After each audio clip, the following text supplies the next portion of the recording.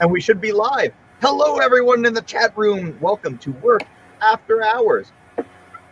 This is our bi-weekly live chat where we hang out and we talk guns and stuff. Tonight, I've got... which way am I? This...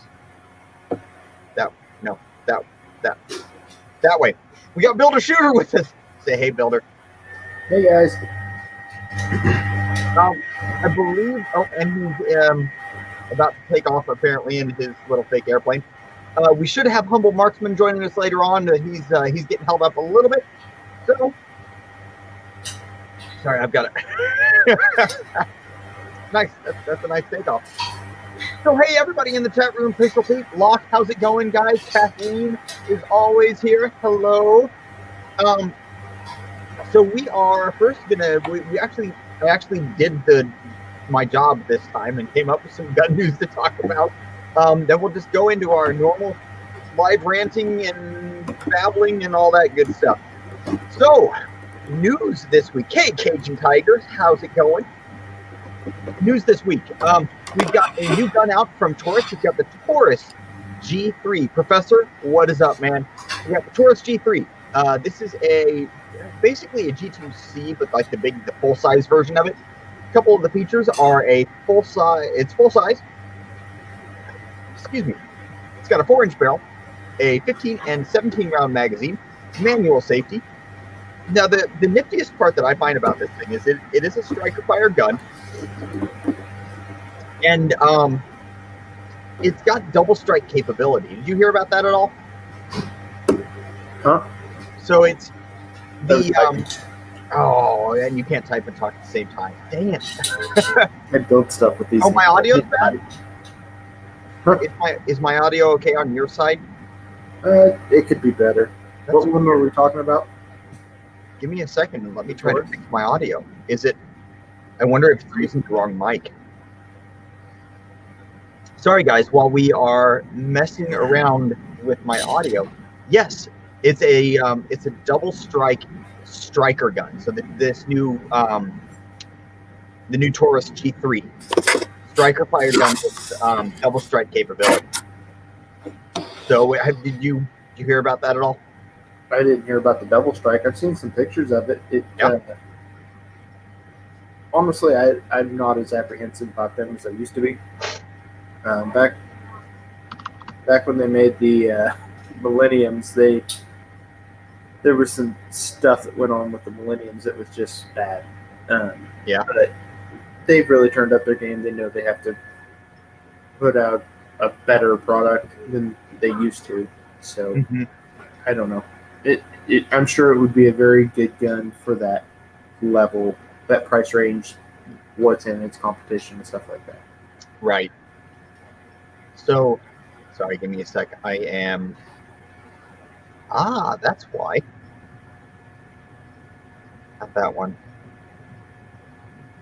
This one. Okay, how's my audio now? Whoa. Is it better or worse? Crisp.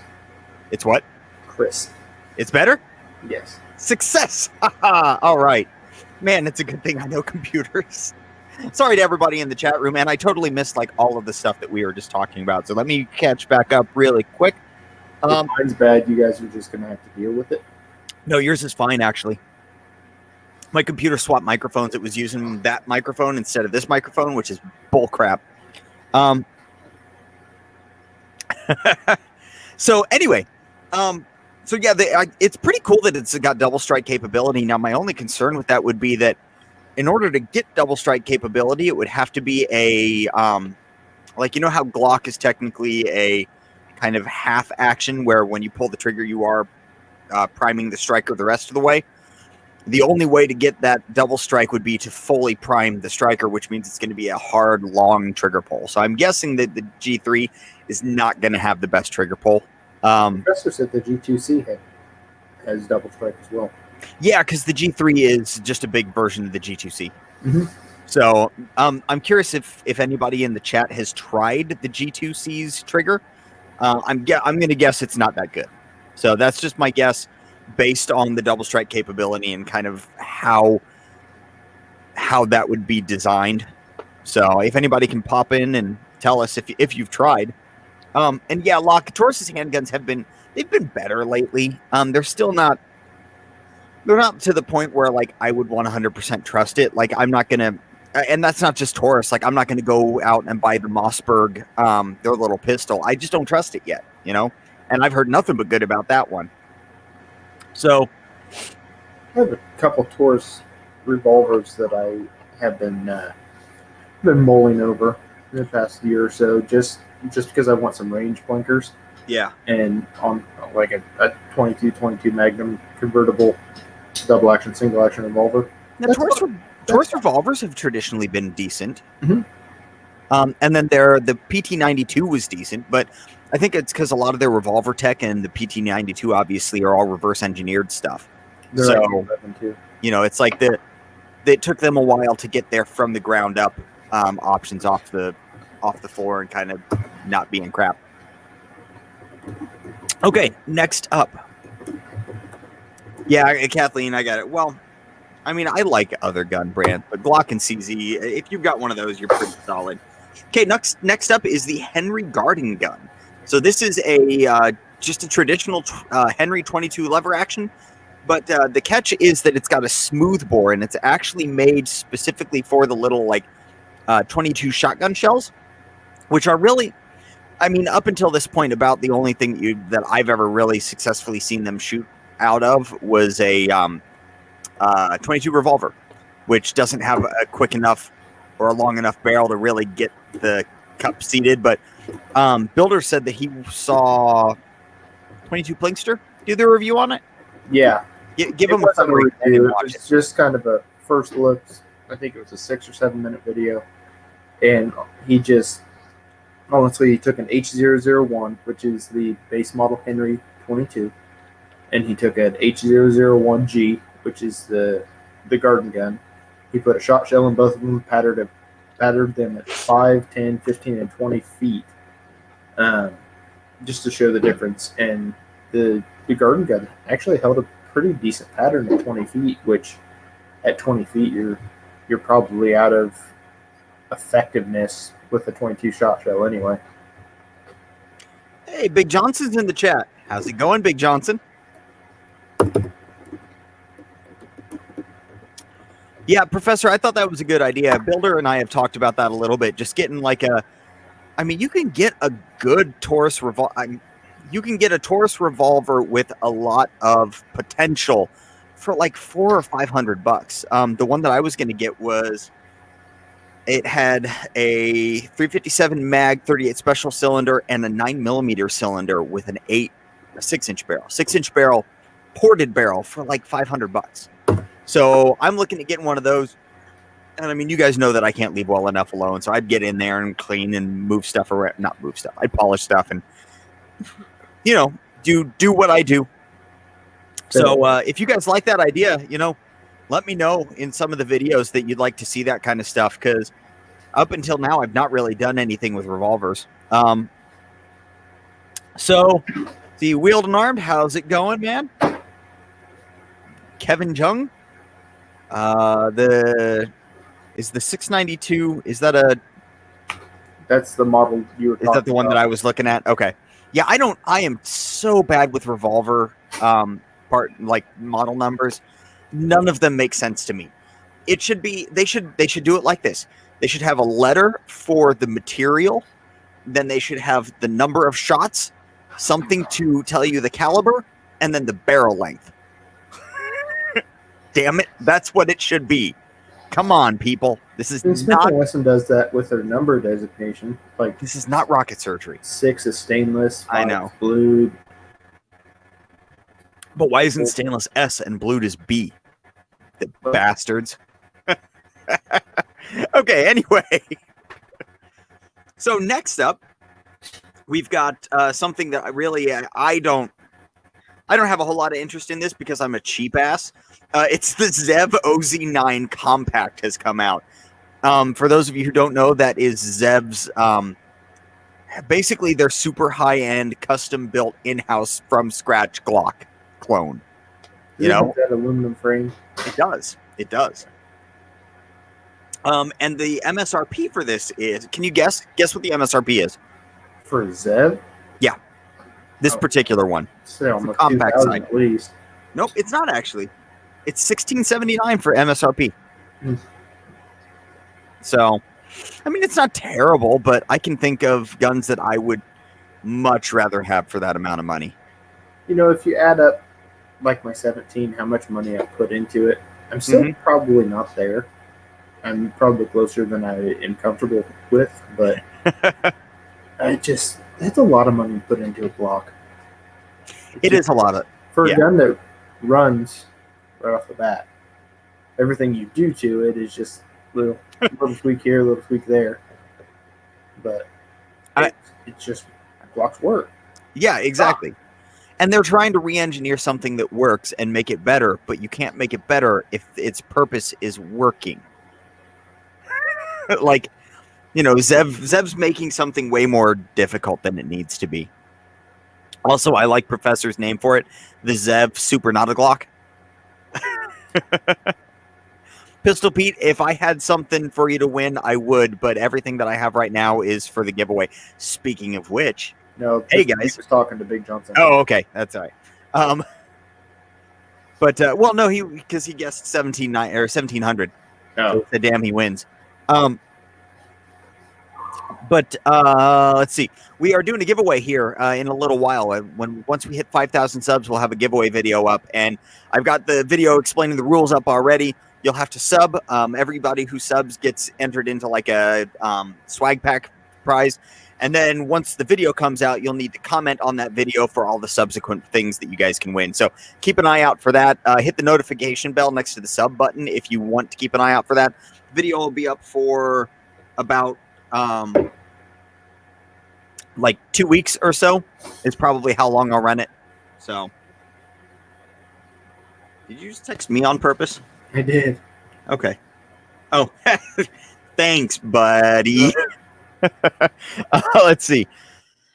Let's see here. Pistol Pete says. There we go. Glad the PO7's getting some love.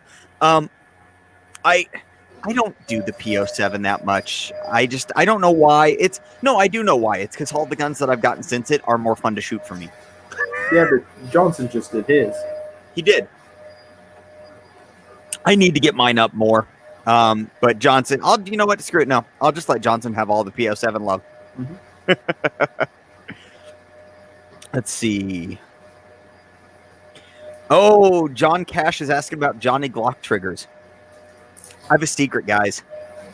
I have a secret. And this is filed under like one of Work's unpopular opinions, and I've got plenty of them. Triggers you. I don't like Johnny Glock. His stuff may be great. I mean, I don't doubt that it is. Most of the stuff, like I've heard really good things about his stuff. The dude just drives me insane.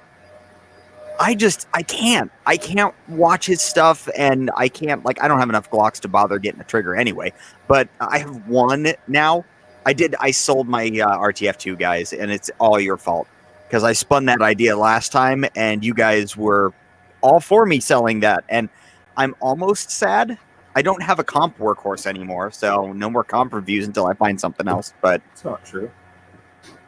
Guys, I have access to a comp workhorse too. Yeah, and that's way better than the one. So, all right. Yes, Big Johnson, your PO7 is getting a lot of love, and you know what? Good for it. It needed it. Wait. Okay. Locke says his buddy has a Gucci Glock with a Johnny Glock trigger, but he couldn't tell because the gun didn't work. Okay, you got to expand a little bit here, Locke. What didn't work on it? I got to know what didn't work. I feel like his triggers are awesome. Like they're drop safe. They're super light, like stupid light, like 1 pound. But I feel like, and this goes back to what I said earlier, when you're messing with it that much, there's no way it's going to have the same liability as the factory. Yeah. And I mean, I mess with everything. My AR doesn't cycle steel because I put a different trigger in it that's junk and I need to take it back out. But You know, regardless, it's just what happens when you mess with stuff. yep. The thing that I like about most of the drop-in triggers from Glock is they err on the side of not light and like they err on the side of stock versus the side of custom, like Johnny does. Like Johnny will sit there and he will file, fit, and just like shave it down and clean things up to the point where they're just approved. And like I like the erring on the side of, because typically, excuse me, when you err on the side of stock with Glocks, you're just going to end up with a solid component. Mm-hmm. Like all I really care about, I'm fine with my factory trigger weights and all that stuff. I actually really like it as long as they're smooth, but I just like having a flat face trigger that just works better with my hand and my Instagram pictures. So Do it for the gram. Yep. So I just like the flat face trigger. Oh, I just got drinks stuck in my throat like halfway down. That sucked. I actually have no idea what my Glock trigger is at. Give me a sec. Oh. The Gen 5 trigger is pretty smooth. It is.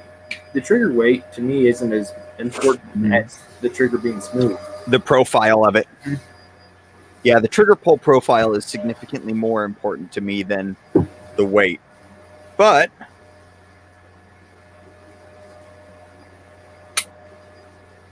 £6.4 pounds, which is serviceable for me. I mean, when you look at my competition gun, which I am doing relatively well with, it's sitting at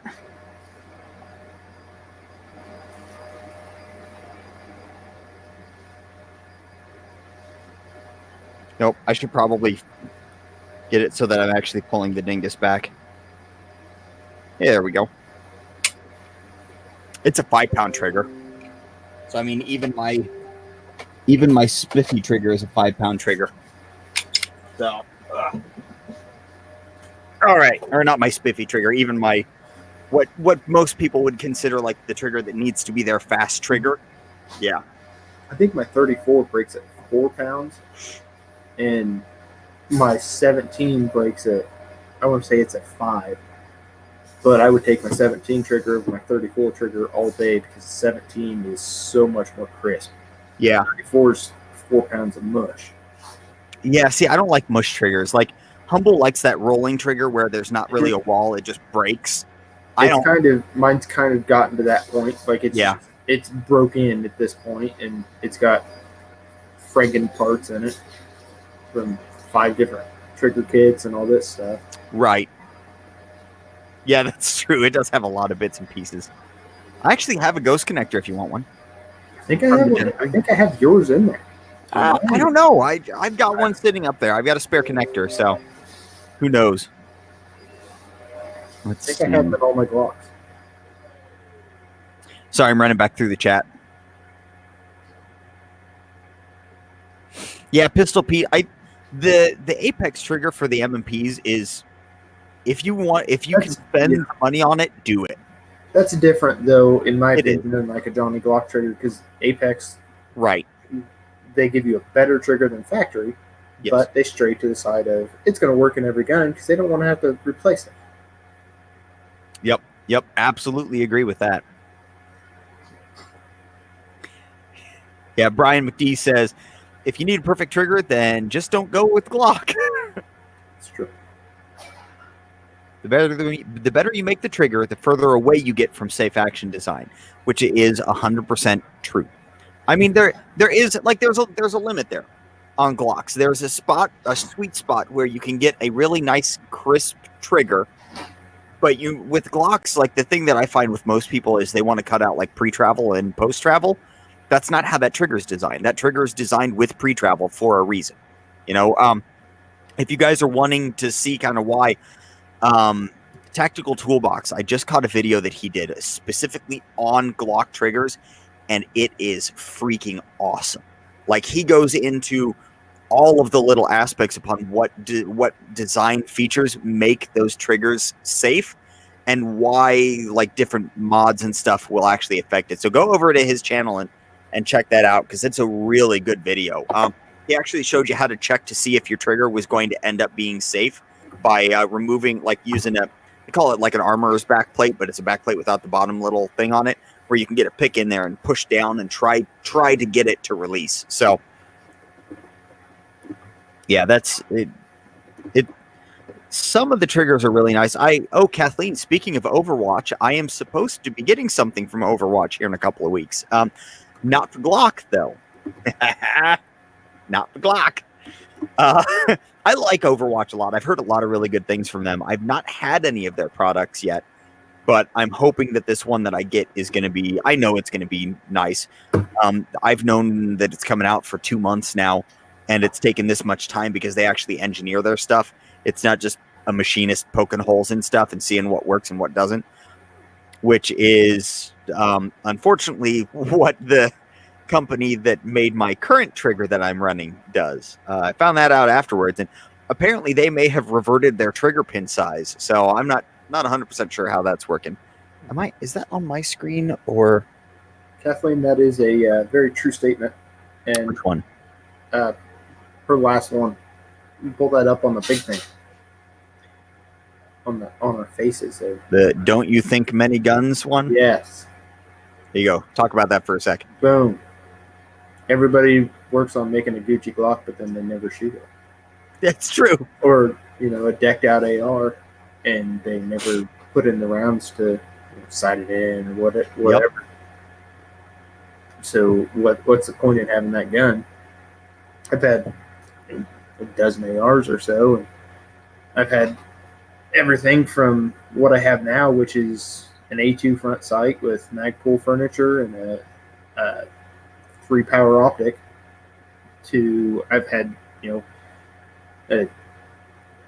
when I added it all up, I had like $3,000 and one AR with an ACOG on it and all this fancy stuff. And honestly, the one I have now, I'd be better off with the one I have now and $3,000 worth of training and ammo versus all that. But it's also fun to fiddle.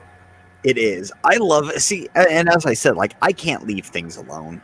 When I get a gun, I'm looking at modifying it, not because like I'm trying to like make it better or something, but because I like to screw with stuff. My day job is mechanical thingies. And so like I didn't pull apart the strybog and polish everything up while you had it. I never said I didn't pull it apart. I just didn't polish it. Oh yeah, I actually knew you pulled it apart because I'm missing the pin retainer, but that's all good. There wasn't a pin retainer on there. There was. Mm-mm. I specifically remember that it just came out. Oh, bummer. Yeah. Regardless, it's gone. I'll check my safe. It might be sitting on a shelf in my safe. I'm not worried about it.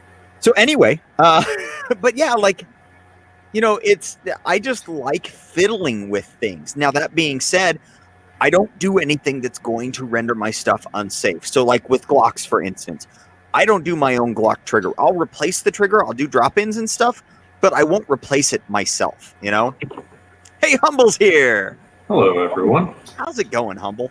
That's good. It's good. It's good now? Are the children asleep? All is well? Yeah. Everyone was a little shaken up. I take it calmed down. Yeah, so they were going in Texas. We have feeder roads, and the highway goes over the cross street, and there's usually a U-turn lane that comes back around. And so she was coming in the U-turn lane to get on this side of the road. Another car got hit, and it bounced over the median. It ended up like face to face with her. Ooh. Yeah, it was. They were hit pretty good. Everyone was okay, but that's good. It's pretty horrific. Yeah, and that shakes especially kids up. But, well, we are glad to have you. Right now, we only made it like halfway through all of our news, and now we're just kind of fielding questions because we got held up with that. We're talking about triggers and trigger work, and trying to keep about was the Zev, I think.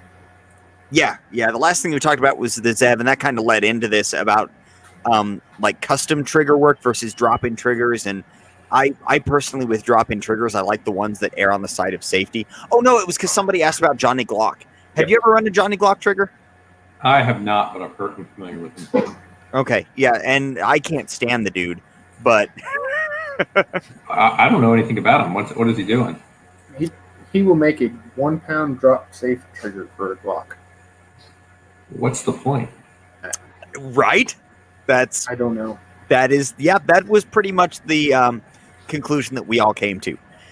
Because even if you can make that 1 pound trigger, the guy who wants that 1 pound trigger ain't never going to shoot it. Yeah, I mean, mine's about 2.5 pounds on my comps. Yeah. Comp guns, and that's honestly probably a little light. I think about 3 pounds is as much as I really want to go, but I can't quite get it to 3 pounds without really monkeying with it. But I'll take 2.5, I guess. I aim for 3.5, but honestly, like now that I've been shooting as much as I have, and this is going to sound really stupid, the dot really helps. Now that I've messed with my grip enough, I can shoot up to about it. Like my P10F is a 5 pound trigger, and I don't even notice it. So with me, it's the crispness of the trigger. And I know you like the rolling triggers a little more, but I think the trigger profile fitting the shooter is a little bit more important than the actual trigger weight. Yeah. So I think the ergonomics of the trigger, being able to grab it and pull it straight to the rear, is probably the most important. The more I do this, the actual weight is kind of secondary to that. Right. Yeah, I'll agree with that. Let's see. Willed and Armed asks how much ammo I shoot a month. So I shoot on average about 500 rounds a month. And that 500 rounds is courtesy of Applied Ballistics. I don't get it for free. But I do get a discount on it, and that's why you guys see me get into the range so much, because they give me a break on it. But so I go through it almost every month. Very rarely do I have more than 50 rounds by the end of the month. So, which really, really hurts me. I shoot just enough that reloading doesn't quite make sense. So, Humble, how many rounds do you shoot a month? And that's kind of a moving target since I just got that outdoor membership. So I don't really know how to answer it. Probably trending closer to 2K a month now. Yeah. And you reload, right? Oh, yeah. I figured. Well, I knew, Absolutely. actually. I just shot 90 last week. I was pretty happy. Pretty strong. First time I've shot in like 2 months. Oh, well. Hey, Buck just got you a super chat.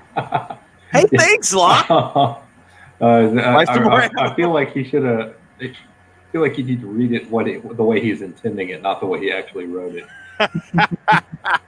Which is stop being poor work. Right. He basically pulled a $20 bill out of his pocket, watered it up, and threw it at you. Stop being poor. Nice. Oh, I totally remember what I forgot to do in like the 20 minutes that we were on here before this work or builder. I forgot to share the damn chat.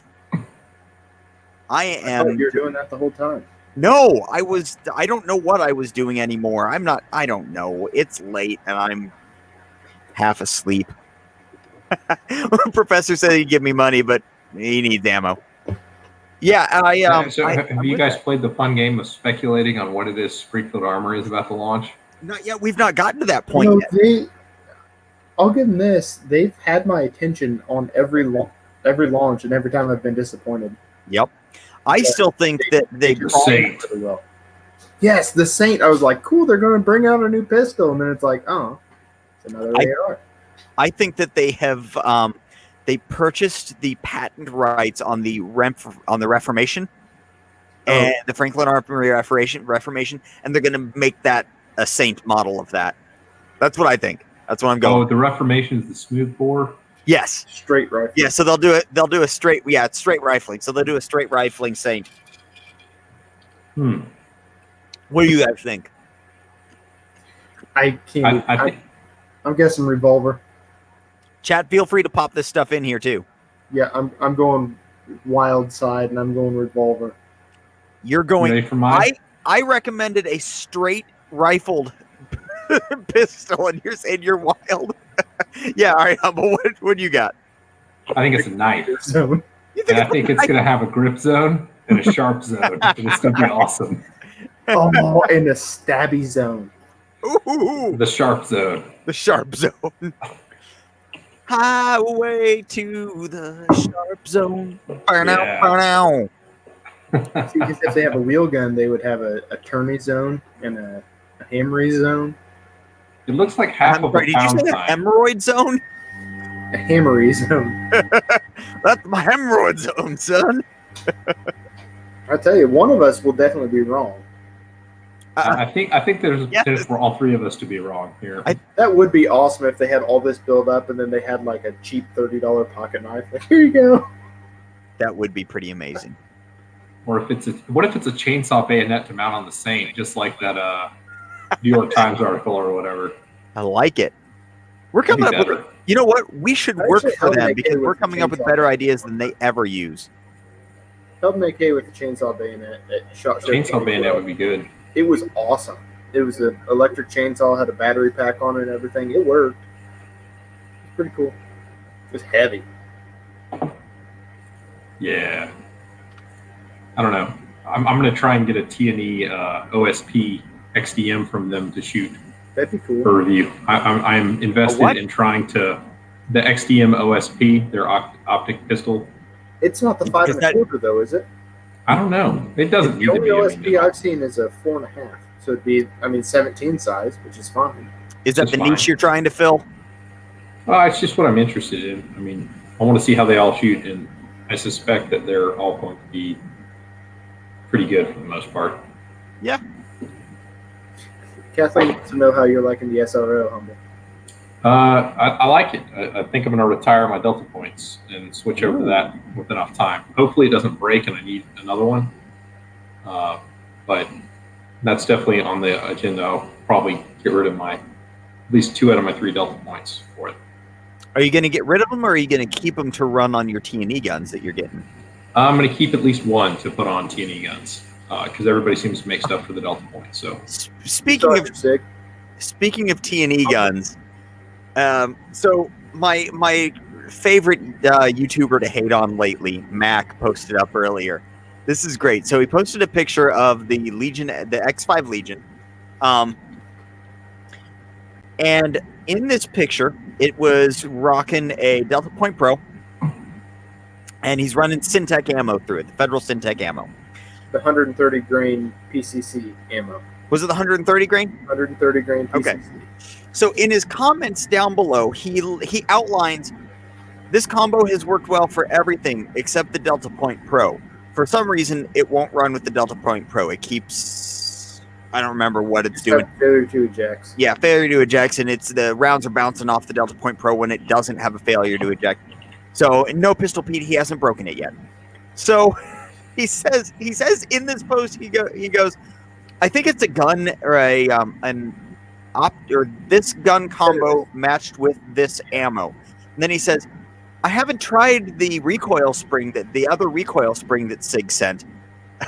And it's like, why are you posting this halfway through your review And saying, of course, the picture. I feel like I need to call him a boomer and just be like, oh. you know, there are reasons to shit on Sig right now. I will admit it. But sometimes I feel like he does stuff just to crap on Sig. It's like, ah. And then he finishes it with, I really like the gun. I don't mean this as a dive towards it or whatever. Yeah. Like, you post the picture of it all jammed up. Well, I thought you were going to mention the fact that the numbnuts pulled the little detente off the battery cap, which is difficult. I've done it once. It's difficult to do, and it's a total bear to put back together because it's so small and fiddly. Mm-hmm. But the little slidey bit that holds the battery cap down, he pulled it past the locking point and it fell off, and the little ball bearing and spring popped out. Oh, gee. It takes about 20 minutes to put it back together just because it's so small and difficult to manipulate. But yeah, so that on top of his inability to understand that they give you springs on your competition gun for a reason. Exactly. Really. Well, he did another video the other day where he was comparing like 4 different competition guns that like 2 were production guns and 2 were limited guns, and then Yep. comparing them like straight across. I'm just like, you don't know what you're doing, man. Okay. So I got to read the exact message that I sent when I shared this. It wasn't very nice. It wasn't nice because I'm not nice to him. I said, well, look at Mr. Professor Freaking Genius. It freaking is not the word I use. Did it take him all of his years of firearms expertise and military background to figure it out?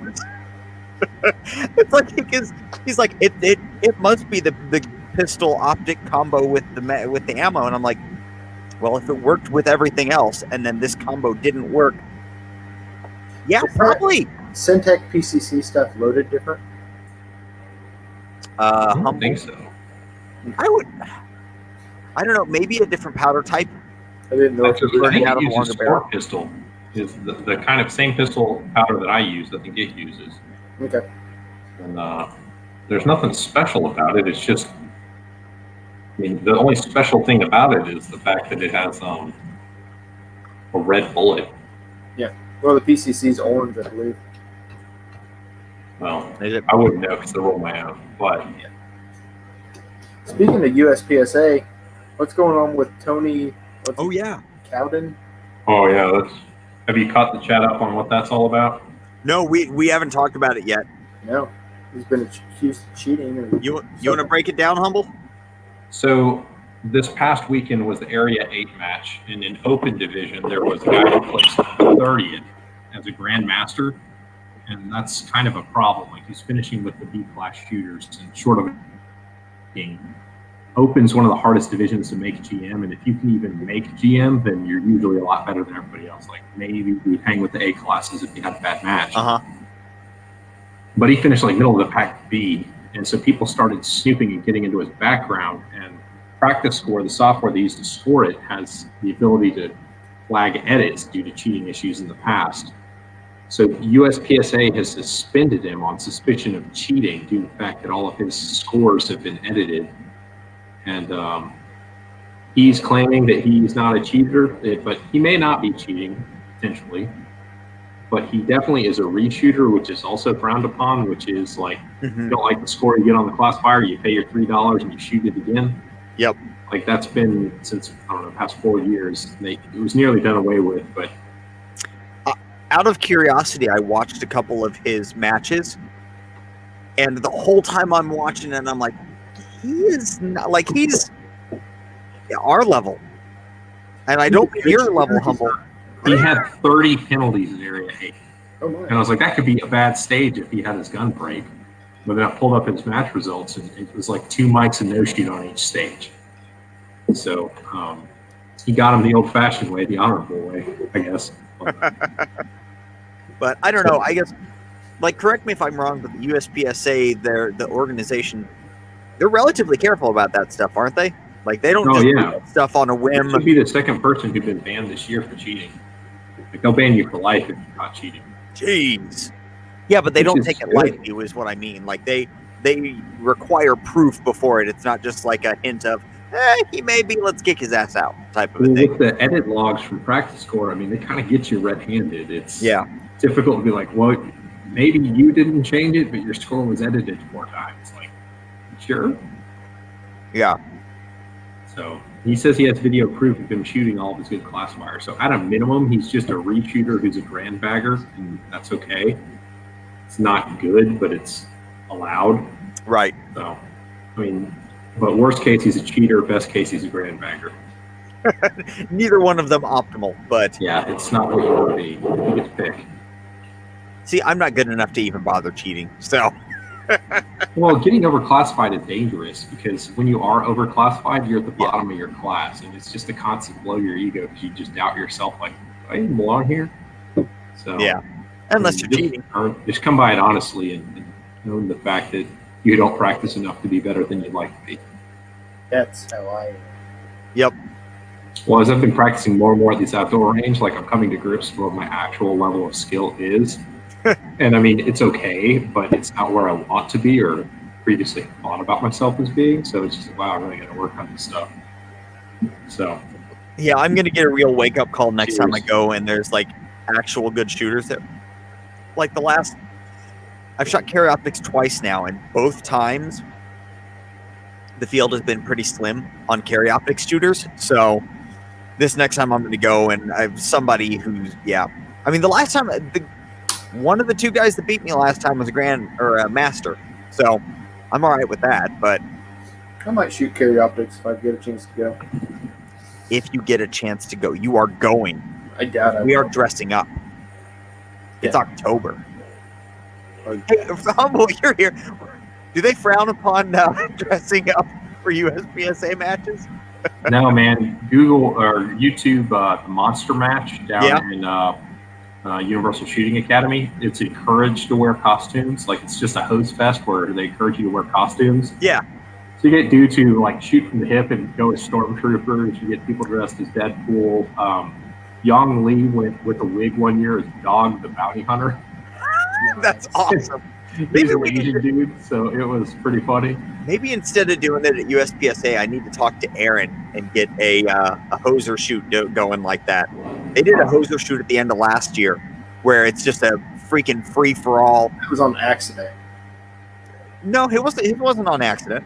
No, the match director wasn't there, and he was mad. Oh. Everybody else set it up, and he showed up, and he was like, "Oh my, I didn't tell everybody enough rounds." It was like a 250 round, nice Saturday match. Yeah, we've got 2 hose fests a year up at Double Tap Ranch. There's one in the summer and one in December. And it's each stage is a minimum 50 round count. They don't even let you shoot production. So you have to shoot limited minor if you want to shoot a 9mm or carry optics. And there are no partial targets and no targets that can be engaged further than like 8 yards. Oh my gosh. It is exhausting. Like, it sounds awesome at first, but after about 30 rounds, it's just like, all right, my finger's tired now. And it's definitely a thing. Yeah, I think it'd be fun. I was gonna do shorts August, but I decided against it because I didn't have any jeans that I wanted to destroy. But just go to Old Navy and buy some of the back to school sale jeans. And that would have been a good idea. Dang it! Next year. Maybe I'll get a track at Walmart. They don't even have to fit all that good. That's true. It's not like I'm worried about the inseam length. So this brings up a good question. I want to open this up to the chat. Yep. You're going to shoot a themed match in October. What is the best possible costume you can dress up as? Don't say Jerry Mickle, because I'm already doing it. No, I'm kidding. I'm gonna go. That's just generic old man. I'm gonna go Walter Sobchak from The Big Lebowski and wear a vest and shoot single stack. What'd you say, Builder? What are you going as? Grow out my hair and make it a little prettier, and then I'm gonna go on to Humble's store and get a Humble Marksman shirt, and then just walk around calling everybody poor. Great, who's going to dress up as an That's an important part of the setup there. I'm going to shoot really fast. I'm going to miss a lot, but I'm going to shoot really fast. I like the IDPA guy. That's good. The whole with the vest and everything. Joe Biden, professor says. I'm still thinking. I've got this pipe dream, dressing up like a clown, complete with gigantic clown shoes. I think it would be hilarious, but at the same time, I don't want to throw away an entire match like that, because the odds of you either DQing or at least just doing really crappy are pretty freaking high. But I think it would be pretty damn funny to see a clown flopping around in gigantic clown shoes, and every time I get turned to take a different target, the gigantic clown hair flags. You make a pretty good Han Solo. I think it should be Han Solo. Hey, there we go. Pirate. I can be a pirate. I actually have a video, for those of you who don't know, I have a video on this YouTube page called Messing with Ninja, where my brother and I dressed up, it's been 15 years ago, dressed up as a pirate and ninja and screwed with each other. Kinda. Yeah. But I make a good pirate. Just saying. Oh, Clint Eastwood, Man with No Name trilogy. That would be good. Thank you, by the way, for neither one of you saying about pirate. Somebody follow you around going, Big Johnson's got you pegged. Throw that up on the screen.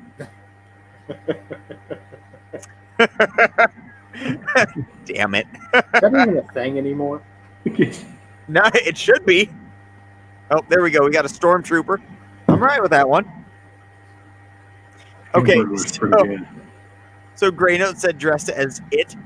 I totally read that as dressed as IT, and I'm like, why would I dress as an IT guy? Just take my Try stapler, turning it off and turning it back on again? take the stapler of Brendan's whole classifier down to the ground. There we go. I like that. James Bond. James Bond, you could do that, but you have That to would be shoot the a whole match with the PPKS. Yeah, It's worth it. I couldn't do that though. For those of you who don't know, And you can't actually sight down For the gun. You practical just midget. gotta hold it up and pull the trigger. It's One like, hand. John Wick might be kind of fun. Like to I watched John Wick 3 on the airplane on Tuesday. What'd you think? Had you seen it before? You hadn't seen it, I right? had not seen it. No. What did you think? Honestly, like it's just kind of like action porn is really all it is. But the actual story is kind of cool. I'm not going to get into what it is for people who haven't seen it, but because if you watch them in short succession, like I have, because I just saw the first one, like I don't know, 5 or 6 weeks ago. I watched the first two like back to back when my family was gone, and now that I've seen the third one, and I can remember everything that happened in all the other ones, like the actual storyline is kind of cool. Yeah, the first one's definitely the best, but the third one is pretty good. Who is the bald guy in the third one? The ninja guy. Oh, I don't even know. Oh, yeah, he's just Some random guy. That's the first time he showed up. Yeah. And yes, Oh, no. Kathleen, the first two are definitely better. The third one is over the top and took you out of the movie. Yeah, it did. The fact that like they're like when he gets his Combat Master 2011 and it's like the 9 major shoots 125 grain at 1,400 feet per second. Yeah. It's like I did the math on Right. that. That's like Scary. 550 foot-pounds of energy. That is a That's- 357 Magnum. That's what Open 9 is. That's what they shoot out of open guns. It is. Shooting that out of a non-compensated gun kind of sucks, even if it is a 5.4 inch gun. Yeah, that's a long barrel. Yeah. It's a limited gun. That's all it is. But Mhm. it was an okay movie. It was worth what I paid for it, which was about I don't know $600 round trip.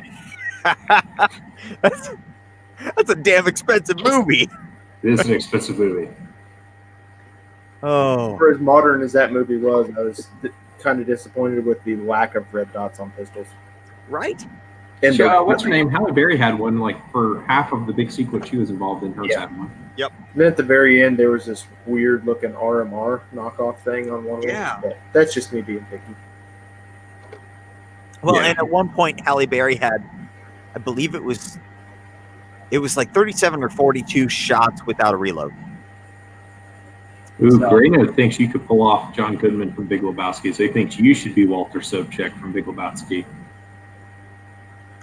I'm going with you. I think he's talking to you. I'm 5'6", guys. I'm 5'6", and well, I mean the overweight thing would work, but I put a pillow under my shirt just to make it more authentic. It would be oh, Pistol Pete, you bastard! good. Chucky. You son of a bitch. Okay, so my son loves creepy ass shit like Chucky, and for about like 3 weeks, he was on this Chucky kick, and he would draw Chucky. He has never watched this freaking movie. There's no way in hell I'm letting my 5-year-old watch this movie, but he draws him and he talks about him all the freaking time. He would flip out if I did that. Are we laughing at the Hobbit joke Joe Johnson got your number tonight, brother. again? Damn it!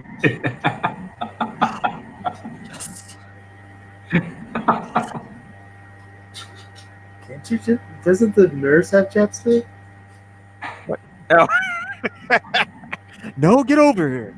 You're just jealous because I'm talking to hot chicks on the internet. You could say we're getting pretty serious. Oh shit! Oh, I could be Willow. I'm down with that. Can you wear a cape in USPSA? I don't see why you couldn't. Screw it. That'd be a happy PA thing. That'd be a lot more exciting when you move between positions. Right? Can you reholster to move? Yeah. Oh, perfect. I'm just gonna reholster and then like grab the cape and like swish. God, Very that- dangerous, but you want to Well, do it, man. Threw out a moo-ha-ha-ha. the Fonda. As you move, go as a chicken. I think it would be You should fun. be a luchador. You should both be luchadors. I think you should go as a mime. I do have, I have a horse mask. Just saying. I think they would frown upon that one, though. Something about not being able to see. I would do mime, hands down. What are you going to do? Mime. Oh. And then just like bring up a fake gun instead? No, like walk downstairs as you're going from side to side. Pull a rope. Pull a rope over to the next target set. Oh, man. This is going nowhere fast, guys. Go as a cowboy and wear your chaps and spurs from the rodeo days. Well, I think you should do that, Big Johnson.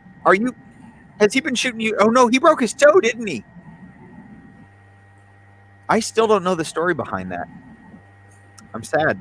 You told me, but I don't know. Professor, I really like the idea. You should get a wig and make this happen. Which one? Which Can you one see are my we? screen? Huh? Can you see my Oh, screen? and ribs. Oh, man. I cannot see your screen. It's not showing my screen. It's not. Get on this. No, don't share audio. It's not letting me. Application window. I got one. Oh, and rib?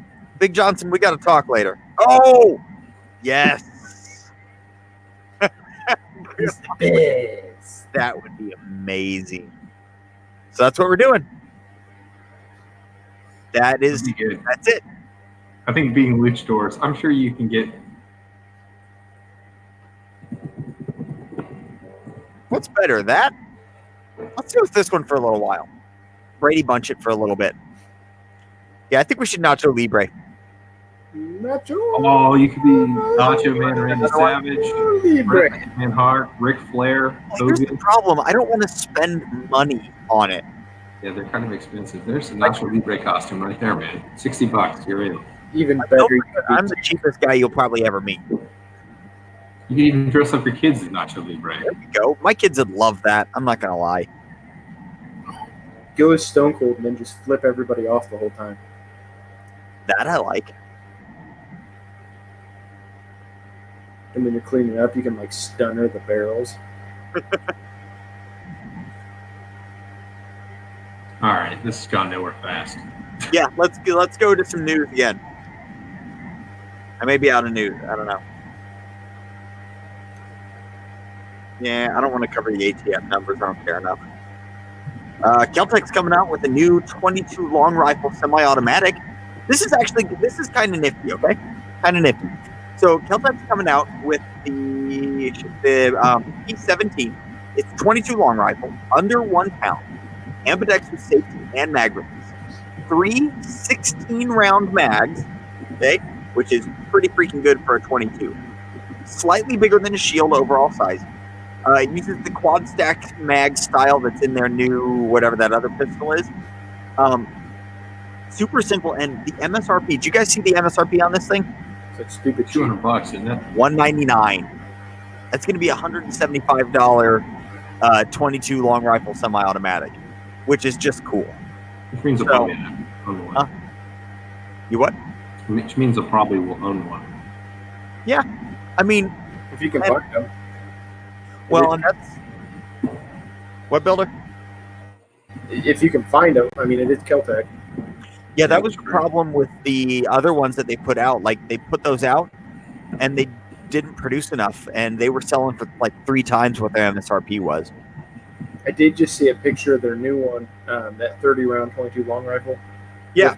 With a folding brace on it. Ooh, Oh, it was nice. I bet. And a can. So have that.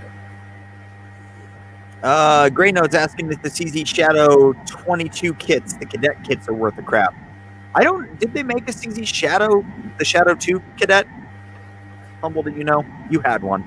Yeah, they made a Shadow 2 cadet. See, Okay. The cadet, I have always heard, see you, Big Johnson. I have always heard really good things about the cadet kits. Every once in a while, you hear somebody having problems with it, but they usually get them ironed out. It just seems like a really good kit that they make, since it's from CZ in the first place. You know, they seem to be reliable, decent blinkers. I think I'd rather have this than the Cadet. Yeah, give me a sec. I'll show. There you go. Set the Look at Masada. that price tag. Look at the price tag. Yeah, Can't see it. I can't either. Mine's tiny. Let me see. It's 442. 442. Optic For an ready. optic ready, yeah. Which is pretty darn slick. Pretty darn slick. It is. I still need to get over to 4Guns here in town and touch one. Yeah, if you've got a Cajun kit in your Shadow 2, then you won't be able to set off rimfire ammunition. You have to change out the mainspring. Really? You have to have at least a 15-pound mainspring to set off 22. Huh. I did not know that. We're gonna pop back on what Locke says earlier, and we're gonna jump political for a couple of minutes, everybody. Okay, so Locke says House Judiciary Committee passed the high capacity magazine ban. Won't make it past the Senate, but the House is trying, and it's true. And I do want to point out that so far it has only passed committee, so it has not actually been voted on the large scale thing. But still, I don't know. It's annoying and frustrating that they keep giving this a shot, and that all of this crap now is happening. Just like I didn't have on here on our news, the new non-gun friendly requests from retailers like Walmart, Payless, Meijer, and Aldi have all asked people to not open carry. We talked about that at work today. Yeah. And that doesn't bother me. Maybe it should, but it doesn't, because that is their store. If Yep. they don't want you to come into their private property and have a gun visible, how is that any different than me asking you not to open carry in my house? I mean, they don't say you can't carry. Right. And maybe this is me being a FUD. I don't really know, and I don't really care. No, I don't think so. But I think open carry is stupid anyway, because it's a good way to get yourself hurt or make people uncomfortable when you can conceal carry. I mean, all of us conceal carry full size or large compact guns. It's not that hard to conceal carry something. And I think this is something that we have pulled on ourselves by abusing it.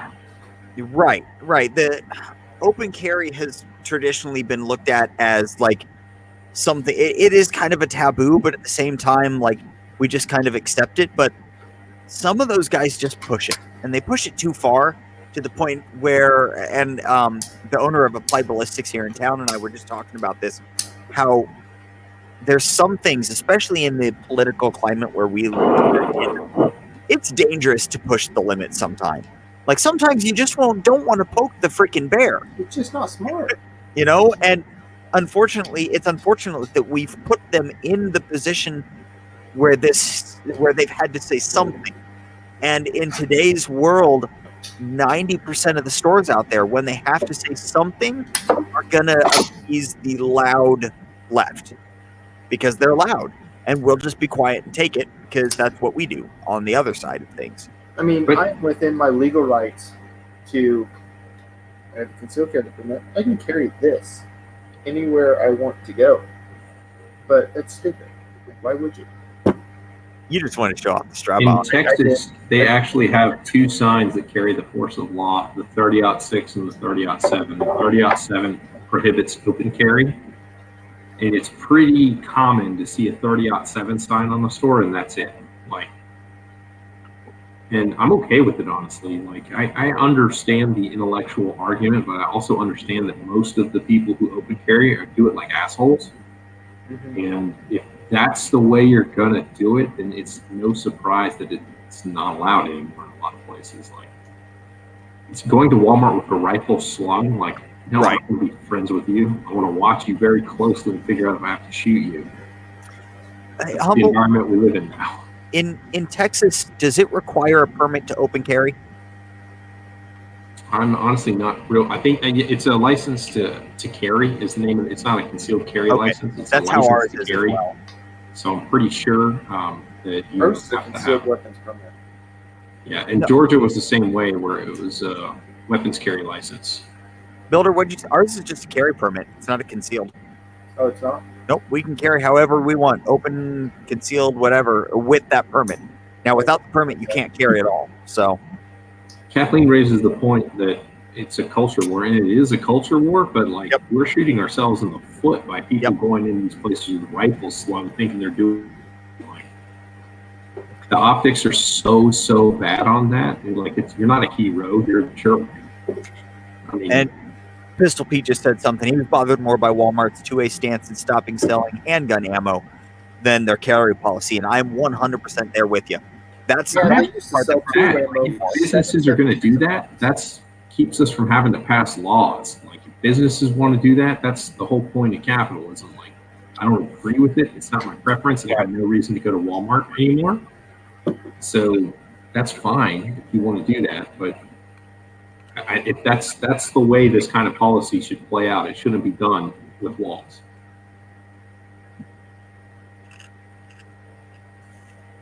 Sorry, I'm chewing ice. I can tell. I'll keep talking so we don't have to listen.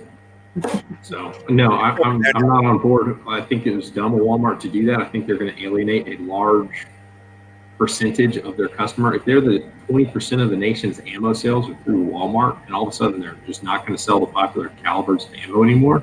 Yep. There's a good chance that I'm not the only one who's never going to go to Walmart again. Like, I do think there's plenty of cheap Chinese crap at Target, and they've been transparent with what their beliefs are on weapons the whole time. So Right. And at this they point, just said handgun ammunition, correct? Or are they getting rid of like 5.56 and 7.62? They're getting rid of non-hunting calibers. Right. And so they're considering 5.56 a non-hunting caliber. Okay. Because I hunt with 7.62 39. And they're going to basically they probably get rid of that too, honestly. But they'll probably end up just selling 22 and like 308. 308, 30-06, those cartridges, 22 250s, that kind of crap. Locke said he doesn't shop there anyway. Academy's best for ammo. Some of us don't have those big box stores anymore, though. So our only big box stores were Dick's and Gander Mountain. Well, Gander Mountain went to hell, and Dick's is a bag of dicks. So, like our only options are the smaller shops, which is where I go there for my handgun ammo. But we do have Rural King. Thank goodness for Rural. They actually just came out with a letter like 2 days after Walmart did all that, and they were like, "We're still selling ammo because we feel like you should be able to have it." Rural King has made me into a hipster. It has reinforced my hipster tendencies from owning CZs, and now I have to be like when the gun sites post up their stuff like, "Hey, check out Rural King." I'm like, bitches, I knew Rural King before it was popular. So thanks for that, Rural King. I appreciate you supporting the 2A, but you made me a damn hipster.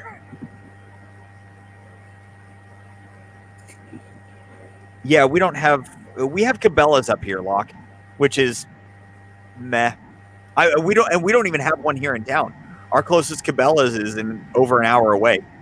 Cabela's merchant, like the frequency at which they have stores. I mean, they obviously understand their real estate game better than I do, but to me, it seems like they don't have a damn clue because they'll just put one in a major metro and like, that's it, guys. That's all you get.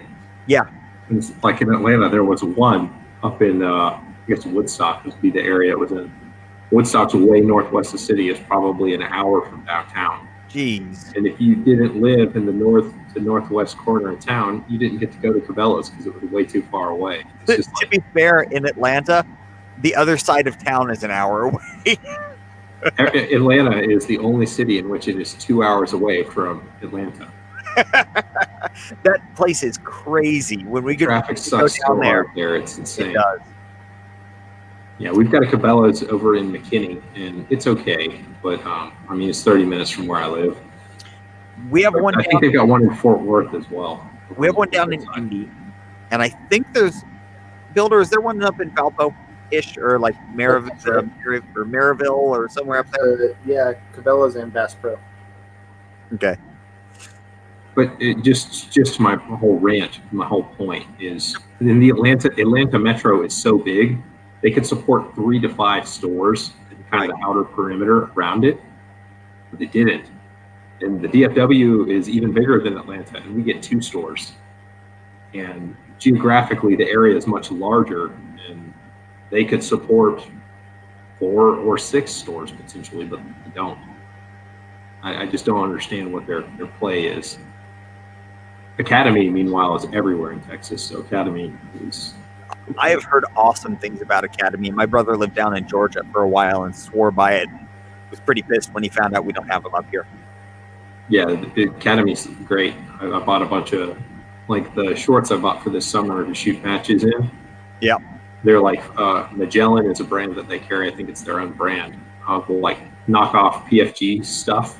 Uh-huh. And they're fantastic, and they were really inexpensive. So did you just tell us a story about a cute pair of shorts that you bought over the summer? I did tell you about that. He did a little bit. They're real nice. That was actually, I was actually thinking about making a video about why you should buy fishing gear instead of 511 gear for competitive shooting. That's actually not a bad idea. If you think about fishing gear, it's made to have a lot of pockets and a lot of utility. It's reasonably inexpensive if you buy off brands. It does better in the sun since a lot of fishing is in the sun, so it wicks and it dries out real fast. It's lightweight, and it's half of what 511 crap is. It's still expensive, but yeah, you're right. It is, and there's a lot more of it. If you buy off-brand fishing gear, apparel, you're going to do better in the sunlight. Those Huck fishing shirts are really popular. Amongst people shooting matches. If you think about it, it makes all the sense in the world. They're lightweight, moisture-wicking shirts that do great in the sun. So, who's got a bird in their house? that was a pretty good call there, man. That was. I can't do that. I can't do that either. Man, Builder, you're popular tonight. Yeah. It's your I thought you did that with your mouth. I was going to be really impressed. Bedroom. What the hell are you doing? Shut up. It's fun to see people who actually know what that sound is. Like Pistol Pete just instantly recognized that was a wound. Yeah, I don't. I'm sorry. That's okay. Someday I'll drag you up to Minnesota, but Someday. Yeah, but we'll have kids with us, so. my kid fishes. My kids need to, but I just haven't gotten around to it.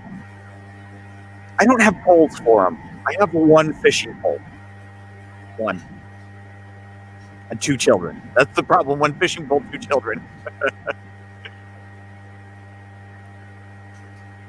I don't even know what to say to that. Right. I have 1 that's Which old one do you enough like to fish, better? and 2 fishing poles for him. Well, here's the funny part. The older one is the one that wants to go fishing. The younger one is the one who will actually touch the fish. So, meh. The younger one will grab the fish off the hook and bite its head off.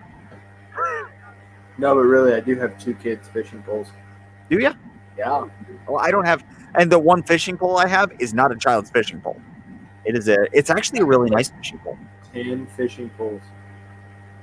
What other? Speaking of fishing, all right. So we got fishing poles. What other things do you guys do? I want to get into archery. I think archery is freaking cool, and it's like, I don't know. I talked to my brother-in-law about it a little bit. He used to do a lot of bow hunting, and has since done less of it. But I don't know. I just thought archery is pretty cool. Have you guys ever thought about getting into? Well, I know, Builder, you have a little bit, right? Thought about it, not done it. Modern technology or nothing. The future. It's just a dude that hunts with 7.62 by 39. Yeah, I saw that, Humble. I was pretty proud for you. Yeah. How old is he? He's 8. Nice. That's a good age. Yep. The 1022 is a terrible kid's gun, unfortunately. Yes, Yeah. it is. Pretty cool gun, but it's a terrible kid's gun. And you shoot it a lot, and like you take an overhand grip to like take it and muzzle up and put a flag in it, and that barrel gets pretty hot. So full handguard like on AR style would be very welcome. That was my first gun, was a 1022, but it had a little bit shorter stock, and I was a big kid, and it worked out. That was probably 8 or 9, I think. You have to use hot ammo with the 1022. Like, it chokes on the CCI standard velocity stuff. Really? Yeah, it won't make it all the way through a magazine without having a stovepipe. I mean, mine's probably 20 years old, but your recoil spring is probably worn out. So it's always since we got it. It has eaten everything we've ever put in it. But yeah, that's true too. Still guy? Hey, that's mine. Yes, it is. It is yours. This is going to be in a video pretty soon. Not getting shot, unfortunately, but it is going to be in a video. Well, I forgot you had that. Surprise! Locke says that his daughter couldn't hold up an AR. I'm thinking about trying to borrow Big Johnson's. He's got an M&P 1522 and seeing if that works any better. Yeah, because that works better. I suspect he would let me borrow that for a while.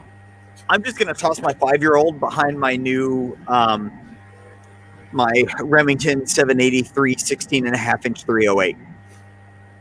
Just toss him in behind that. No brake, mind you. No brake. It's just a straight. That Remington of mine would be a good one to teach him on. I got a Remington 700 in 223, and it recoils like shooting little gun. Hey, you feel like that gun is like not that big. I wish I was drinking moonshine Pistol Pete. I am drinking. My parents came to visit me this past weekend, and my dad likes to drink Pinot Grigio, so I have some Costco Pinot Grigio that was sitting in the fridge. So okay, so keep it classy. Can you see the difference in barrel heights there? So here's the 16. Oh, microphone's in the way. Here's the 16.5, and here's the 700s. It's so you feel like the 700 is not that big of a gun until you get like a 16.5-inch 308. Yeah, you're gonna have to oil the barrel on that BTO now. Oh, because my hands were on it? Yeah, it's that bad. Don't leave it in the back of your car and it won't do that. It wasn't that one. That was the 1022. Left that one outside for a week. That's all right. I'll put some brake-free CLP on it and it won't rust at all. Hey, Reload Wrapped here. How's it going, Reload Wrapped? I love your product. Right? I need to get that review made because, yeah, it deserves it. You've talked about it in the past, like 4 of these. How great it is, how much you love it. The Reload Wrap's great. It's so great. It works. It's great. It is. Like you should do a video. I know, right? It's like the dude gave me a product and now I need to like deliver on my end. And I'll be honest with you guys. I did this thing is not going to work. It is so dumb. And then he started using it and he's like, I take it all back. It's fantastic. Yeah. I was very questionable about it as well, but it seemed to work really well. It does. Ooh, Locke, I will definitely do that. Saying going to Carbach Brewing Company next time I'm in Houston. Might have to try that. We're going to go to Rar and Sons here in October. I'm going to be in Fort Worth for a week. That's where Rar and Sons is. And I tried a beer of theirs over the weekend called Adios Pantalones. What? I like this place. It's a Mexican style lager that already has the lemon and lime flavors in it. It's actually really, really good. That's awesome. I gotta admit though, I do feel a little bit left out because there's never anybody from Indiana in the damn chat room. Oh, don't mind me. Well, 2 out of 7 of y'all who live there are in the chat. 2 out of 7 what? 2 out of 7 of the people who live in Indiana are in the chat. And the rest of your family's upstairs, man. That's pretty much true. Go wake up the corn; it'll talk to you. Well, Builder. No, you got soybeans behind your house right now, don't you? Soybeans down there. Yeah. Shut up, Hunter. Well, they're at least It hit 90 degrees originally. today, and I was- See, Locke says he's from Indiana. He Yeah. just had the good sense to get out. Damn it, Humble.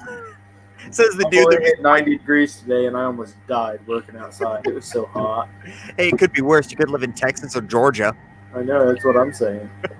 Texas, the hot sun keeps all the weaklings away. It's like, it's too hot. I could never go to Texas. I'm like, that's right. You should never come to Texas. You stay there. People from Indiana don't go down there just because we don't understand heat without like quite as much humidity. Like you guys have about 5% less humidity than we do, but you're running like 10 degrees hotter.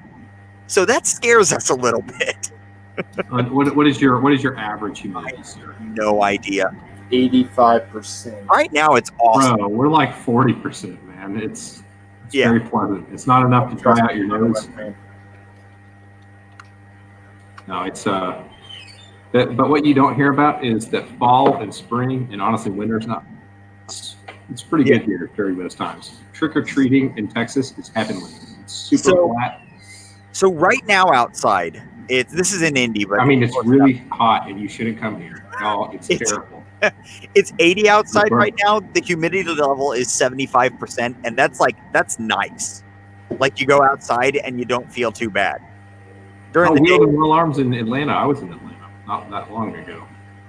see, y'all in the South, come up here. We have snow. Oh, that's not a selling point, is it? It's 56% humidity in Dallas right now. Yeah. Yeah. See, so we don't understand that. No, honestly, like no BS, like 90 degrees if it's not rained in a week is very pleasant in Texas if there's a breeze. See, that's crazy, does. Like 90 degrees here, no matter when the last time it rained, is freaking miserable.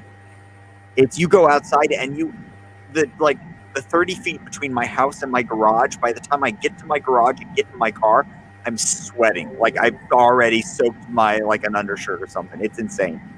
In Texas, your sweat cools you off like it's supposed to. What is You that smell like? like a goat, but you stay cool. What is that like? Well, what my other pro tip is wearing those like sleeves when I shoot matches. And boy, it does keep me cooler and it keeps me from getting sunburned. But after about an hour and a half where all of your sweat is just getting sucked away from your skin and evaporating to cool you off, like you smell terrible. There's nothing you can do about it. It's like you smell like a bunch of dried up sweat. Like, yeah, I do. So, Reload Rep, that 15% discount code would be awesome. I've actually he needs pictures of your stuff with his CZ stuff. Yeah, I sent him. I sent him another message. But for those of you who are in the chat right now, if you guys want to hop over to workthetrigger.com, we've actually got an entire webpage set up with all of our discount codes all in one place. I've even convinced Humble to, tell me his. So his are over there too. So if you guys want to use discount codes, hop over there. We've got a whole bunch of them. Anybody who's looking to buy a Strybog, which should be everybody in the chat, because the Grand Power Strybog is freaking cool.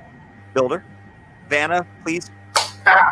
Oh, there is actually an affiliate link over at workthetrigger.com too. So hop over there and check it out. But this part sucks. Right here. If you need to buy an optic, This part. my Glock store code is actually a really good way to get a 10% break on an optic because usually they have manufacturers accepted pricing, so everyone more or less has the same price. So depending on which optic you're looking at, if Glock store has it and they have it the same price as everyone else, you can save 10%. And on a $400 or $500 optic, that's not nothing. So I would definitely check there and try and use my. I don't get anything from that guy, so it's just they gave it to me as a courtesy. So I'm not trying to use it if it makes sense. Don't use it if it doesn't. It's fine. It's an easy way to get a hold of an optic for less than manufacturers accepted pricing. Yeah, I mean, unfortunately YouTube keeps us from being able to give you guys straight up a lot of that stuff, especially with that Strybog thing. It's really you can't post that on YouTube. But with this new site, we can post all that stuff up and you guys have access to all that. So we'll take a second and go into this. For you guys in the chat, they finally posted what their YouTube partnership program guidelines are. And effectively, if you do gun reviews that do anything like taking the gun apart and putting it back together, even talking about aftermarket sights, it doesn't even have to be like red dot sights, just regular sights. Anything with scopes or red dots, all of that gets demonetized based on there. I mean, out of the past 30 videos I've uploaded, probably 25 of them have been demonetized because all my crap's about red dots now. So that's what YouTube thinks about it. And the language is so ambiguous, like it's only a matter of time until they just completely yank the rug out from everybody. Because anything that they view as promoting a gun store, so like if I review anything from like the Glock store or anything like that, and they view it as promotion, then it's just like, nope. Yeah. Anything ammo components or magazines, like anything that they can yank it on you. So yeah, so like if for me, for instance, if I do a review or a tutorial on CZ Custom or Cajun Gunworks parts, I cannot link to those parts because the companies that sell those parts also sell finished guns. And because they do that, I can't post links to them. And neither can anybody else. It's insane, and it's making it really hard to get this crap done because, yeah, I mean, monetization is nice. to get a little bit of money just from people watching your content is fantastic, and honestly, the best passive way to be able to do it until now. So I'm going to try to catch up on the chat really quick. So, Pistol Pete, you can do a basic field strip, but when you do a basic field strip, the odds of you getting... It's not actually demonetized. What it is it's limited viewership and limited ads. So what you were making, say you make $1 per 1,000 views. When they flag you for this, that dollar turns into 10 cents per 1,000 views. So you're making a tenth of what you were making before. You still make a little bit, but like, let's be honest, that kind of video doesn't get massive amounts of views. Like I've got tons of tutorials and breakdown videos, and you know they've got 5,000 to 10,000 views, but that was $5 to $10, and now that's 50 cents to $1. So after they do that, when I had 300 subscribers like 2 years ago, yeah, I wasn't making a lot less money on YouTube as I am now with 8,500 subscribers. Yeah. So it's the policy used to be much better, and they've gotten worse at getting woke. So it's I mean, I don't do it because I want to make money. The money helps because ammo costs money, and it takes ammo to make videos. And thankfully, a lot of online retailers are seeing value in having their products reviewed by people who aren't getting anything to do it, basically. So that's been good. But I mean, like initially when it went about like, yeah, it'll be cool, like it can do this thing and put out some good information and hopefully defray my costs for supporting the channel. Like it's a loss leader. Like if I wanted to make any money at it, I'd probably have to sell something, like legitimately sell something, like make how to shoot USPSA video that I sell on Vimeo or something like that. So Locke also pointed out something that is another kind of thing that adds on to this. So limited viewership will hurt your chances of getting channel sponsors too. And it does. Not only that, but when a video is placed on this limited monetization, you don't get recommended. Algorithm ignores it. So so all of our like you can see all these stats when you run a YouTube channel on like how people view your video, like if they view it from their subscription box, like for those of you who realize I had a YouTube channel, I'm gonna go subscribe to him. I'll be your 81st subscriber. Who does? It's got a YouTube channel, it says. I think I subscribed to it. I made it on. I don't know anymore. I don't know what's going on. But there's a lot of different ways that we can get traffic. You're what? I'm gonna hop off. Okay. You're getting tired of the YouTube chat? Sitting here kind of falling asleep a little bit. All right, man. Yeah, we're probably gonna go work on your costume for this month's USPSA match. There we go. Because I think this month I'm going to go as a carpenter working on the side. So Um, There you go. I'm your 81st subscriber right now. There we go. all right, see you guys. All right, see you. Thanks, Builder.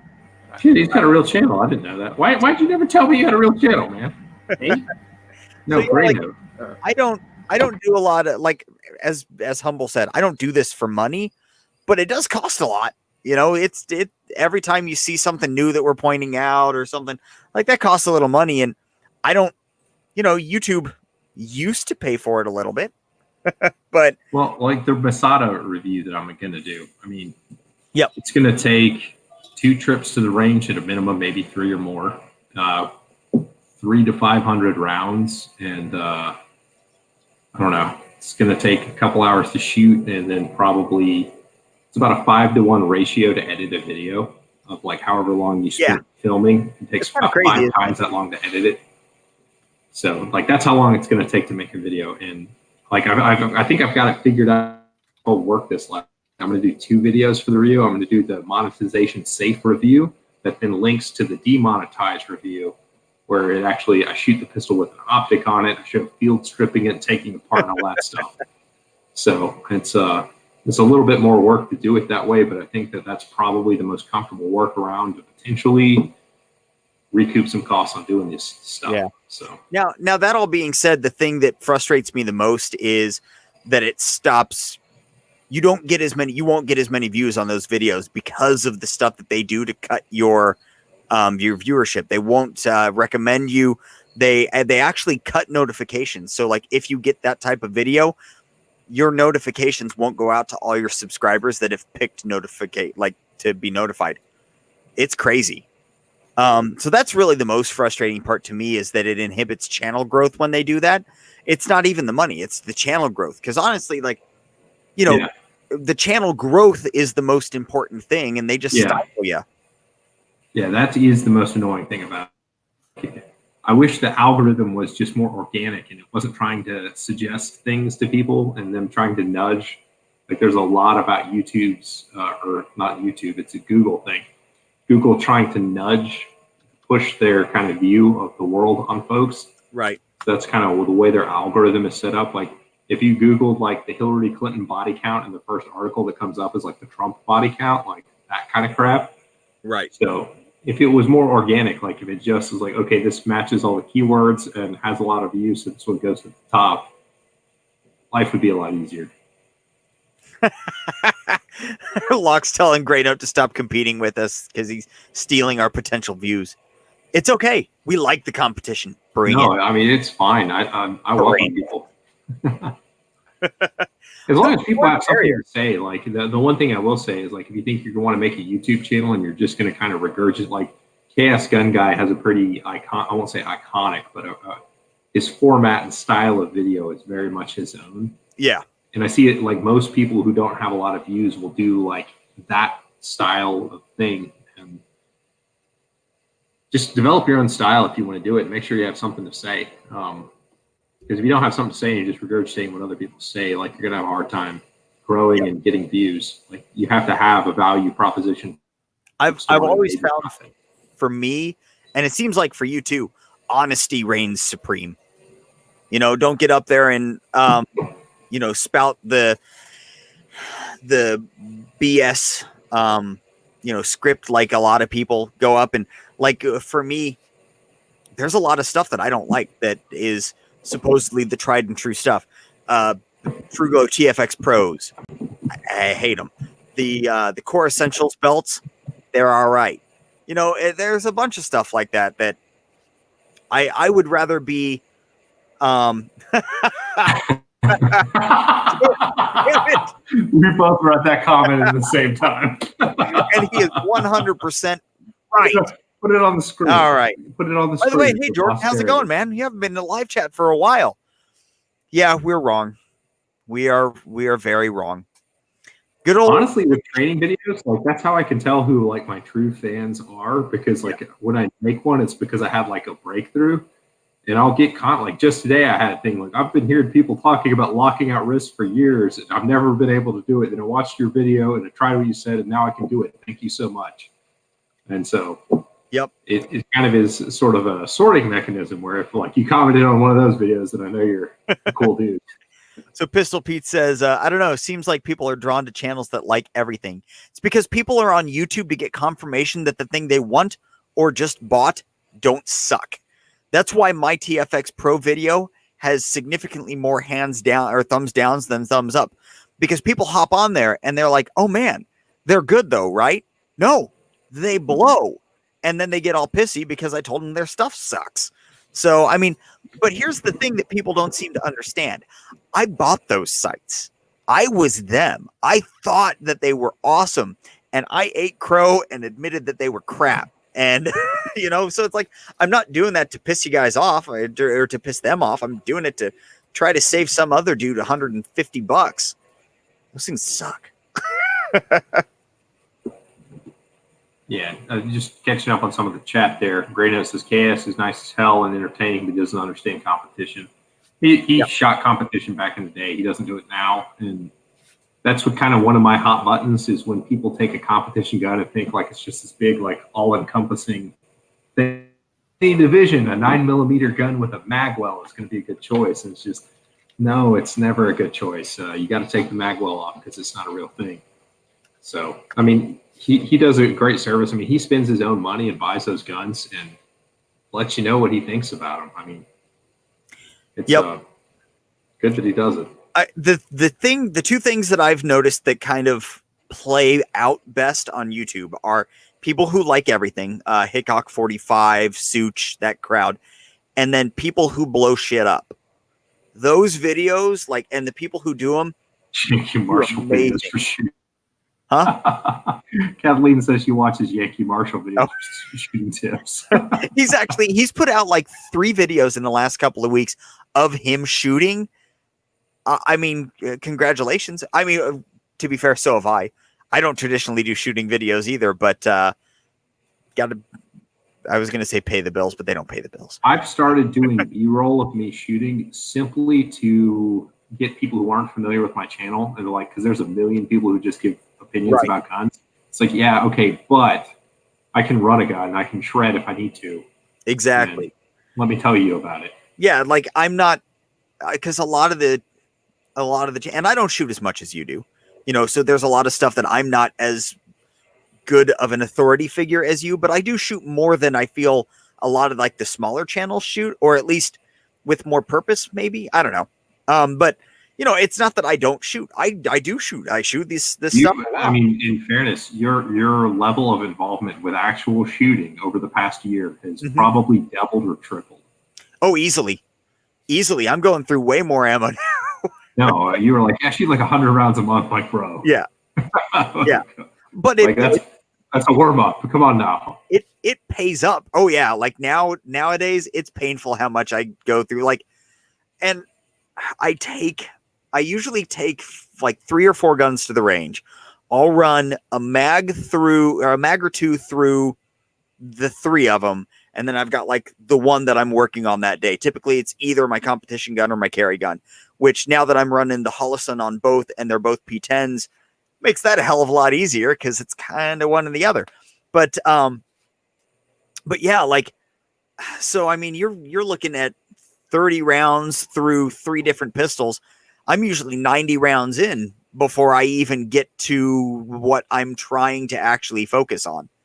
And that's not true. Usually I'll take my carry gun out and take 15 shots through it. But anyway, so I shoot a hell of a lot more now than I used to. And that's why I'm trying to do more of those little shorter videos to show people hey, I do get out. I do shoot. And Kathleen pointed out that I didn't show my my target on this last trip out. So apparently I got to start doing that too. The Appleseed Marksmanship Program, is that what Jordan's talking about? I don't know. I haven't gotten there yet, but the Appleseed Marksman Program is actually a pretty cool thing. I've not gotten to go, but I want to. I've heard good things about it. I haven't participated, but I've heard a lot. It's super old school. Yeah. Super old school. But isn't it all rifles in the 4 different positions you shoot rifles in? Yes. So with a sling, teaching you how to properly use a sling to steady a rifle, and they like iron sights. So I have absolutely no use for iron sights, but not anymore. No, it's like we have dots now. You don't have to do that anymore. But one thing I was going to say is all of my B-roll, this is how I shoot it. I'll go to the range, and before I actually start my practice session, I'll just move my tripod around and I'll shoot like, I don't know, 4 or 5 mags. Just like, okay, how can I shred some stuff that would be interesting? And then like I just shoot it more or less cold, put a gun away and shoot like I meant to shoot that day. But it's an easy way to run ammo. Yeah. Yeah, and because of my situation, when I can go shooting and where I can go shooting, I just don't have a good opportunity to get quality B-roll. You got to join an outdoor club, man. It's game changer. I know. The problem is the outdoor range is 30 minutes away. And not 30. It's 20, 25 minutes away. So fine. And that burns all of the shooting time that I have. So do they have hunter's hours? What are 100? Oh, dusk to dawn. To sundown. Yeah. If they've got hunter's hours, then guess what? Honey, I'm going to the range at 6:30 in the morning. Yeah. That's what I do. I'm doing it tomorrow. I'm meeting Big Johnson there. What time do you get to work, though? 9 a.m. I work at 6:30 in the morning. I'm at work at 6:30. And then I get off at like between 4 and 5. So. Yeah. Yeah, it's true. My office doesn't open until 9 a.m. So on the mornings I actually go to the range. I stroll in at like 8:45. Like, yeah, okay. But most mornings I'm there by like 8. So. Yeah. Do you work a 9 to 5 or is it 9 to whenever the hell you get stuff done? I mean, technically it's 9 to 6. It's okay. It's 9 until whenever you're done with your stuff. Is really how it works. But it's 8 to 6:30 or so usually. Yeah. Most of the time when I shoot, so I I work literally right down the road, about a 4-minute drive from my range, from my indoor range. God, Grayno's got 1-year-old twins. Oh my, what? I'm sorry. 1-year-old twins. Oh my gosh, man. That has got to be rough. You know what? Anybody who has twins, you are troopers. 1 year old, man. My 18-month-old is killing us. I guess he's 19 months old now, but like he's like a raccoon, like hell bent on self-destruction. Like, this is a good idea. Like, it's not a good idea, son. Stop. He says at least they're boys. You don't know yet. Oh, you poor man. I'm sorry. Just wait. I have a 3.5-year-old and an almost 6-year-old. They are insane in like the most awesome and yet terrifying way. Like, I caught them tonight jumping the like 3.5 to 4 foot gap between my couch and a cabinet behind it. Just doing it because they can. Like, it's hilarious. And at the same time, you're like, no. I hate to tell you this, but the stunts only get more precarious and dangerous as they get bigger. I know. Well, and the worst part is like the 5-year-old or the almost 6-year-old. Quintuplets, good God, man. So he's bigger, so he can do bigger things. But the 3-year-old doesn't take that hint and tries the crap anyway. So here he's up there trying to do the stuff that a 6-year-old barely does. It's insane. It is. I love it, but oh my goodness. My wife is listening in, and she says that a lot of what we do is accidental suicide prevention. Yes. Yeah, that's pretty much right. That's pretty accurate, actually. Humble, how old are yours? 8, 5, and 1.5 years. Okay. Man, has it really been 1.5 years? Mm-hmm. Dang. Yeah, man. We've known each other that long? It's been much longer than that, honestly. I think it's been like 2.5 years. Yeah, I started commenting on your CZ Boraxis is Lies video. Like, that is such the best clickbait video title ever. And that one's got a whole bunch of thumbs downs too. You're not wrong. Like, it's the truth. And like, there's a bunch of guys who I shoot with. I can tell you 2 GMs who started shooting. I was shooting production in Atlanta with these guys. One of them was shooting a Glock. I found my camera. Was shooting a Glock. Wanted to shoot IPSC Nationals, so he switched to a CZ Shadow 2. Okay. And he fought it for like 7 or 8 months. Probably put 20,000 rounds through it to shoot IPSC Nationals and USPSA Nationals. Yeah. And as soon as USPSA Nationals were done, he sold both his guns and got a Gen 5 34. Really?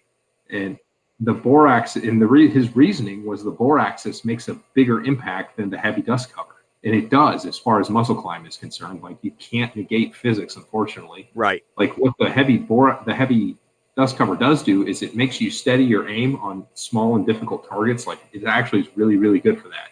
Yeah.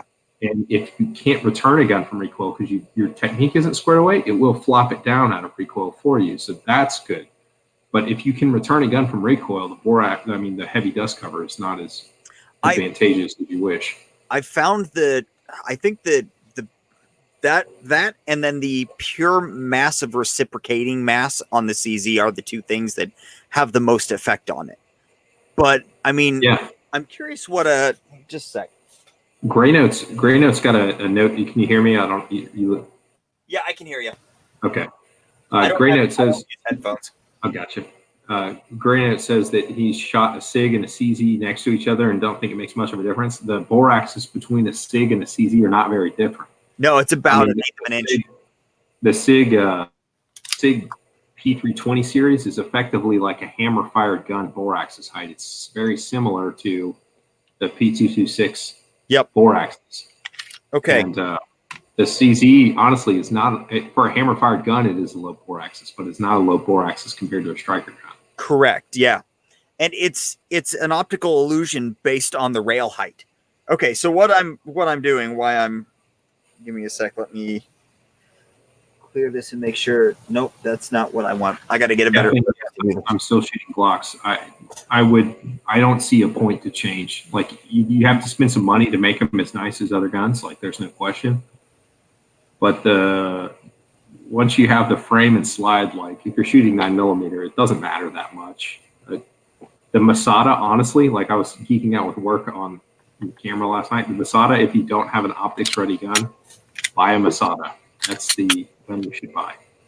Okay, so the reciprocating mass of a PO1, because it's the comparable thing to the Glock that I have, is 10.5 ounces.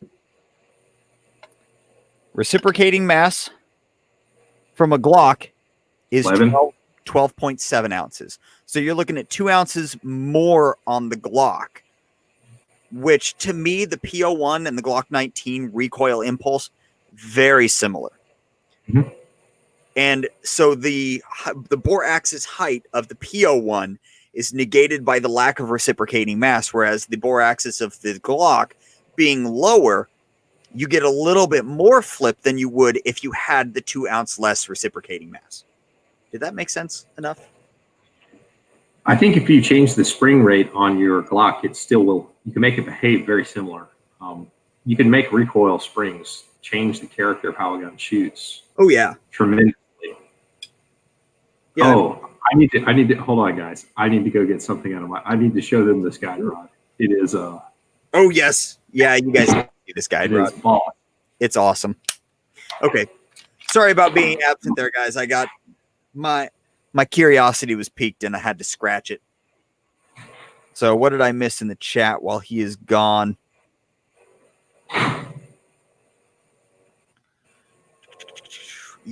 What about the yeet cannon? What? Now I have to talk and put slides back together at the same time. This is kind of the nifty part, however, that I do the live chats on the bench. Like my scale was sitting right back there. This is the scale that I used for the carry compares. So that's always nice. Kathleen, I don't think a platinum guide rod would probably be the best option. Look at this guide rod. Look at that sucker.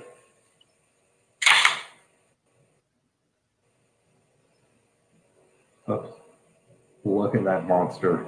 I think it's gigantic. So ridiculous. It is insane. This is, they've had it for the Gen 3 for a while, but this is the Gen 4, Gen 5 variant. The Glock Store pure tungsten guide rod. And it is made out of pure tungsten, not an alloy. So it is ridiculously heavy. A standard Glock recoil spring is 0.7 ounces on my kitchen scale. The old extended Glock store guide rod, which I thought was fantastic, is 2 ounces. This son of a gun is 3.7 ounces. So it's the entire difference between the old tungsten guide rod and the OEM from the old tungsten guide rod up to this one. So the actual performance, and I've only shot at the range, I'm going to keep shooting it and see how it goes, but it makes the gun significantly, it changes the balance, but I also have these fantastic brass base pads from Glock store, which they really took care of me here recently. And the brass base pads add 3 ounces to the base of the gun. Holy So crap. the gun is like, between those 2 items is like 6 ounces heavier than it would be otherwise. On a gun, I mean, that's a 20% weight increase to the gun. And it's palpable. Like it takes a gun with a stupid low bore axis like Glocks have, and then it makes it heavy. But the frame is still flexible. So it's just like, it's a very pleasant shooting gun now. Like very pleasant. So Locke asked, he's got a plastic guide rod in his PO7 still. Do I think that the stainless steel guide rod would add enough weight to matter? So here's the secret about the stainless steel guide rod and the flat spring that they use versus the captive system that's used in stock PO7s and P10s. The weight is identical.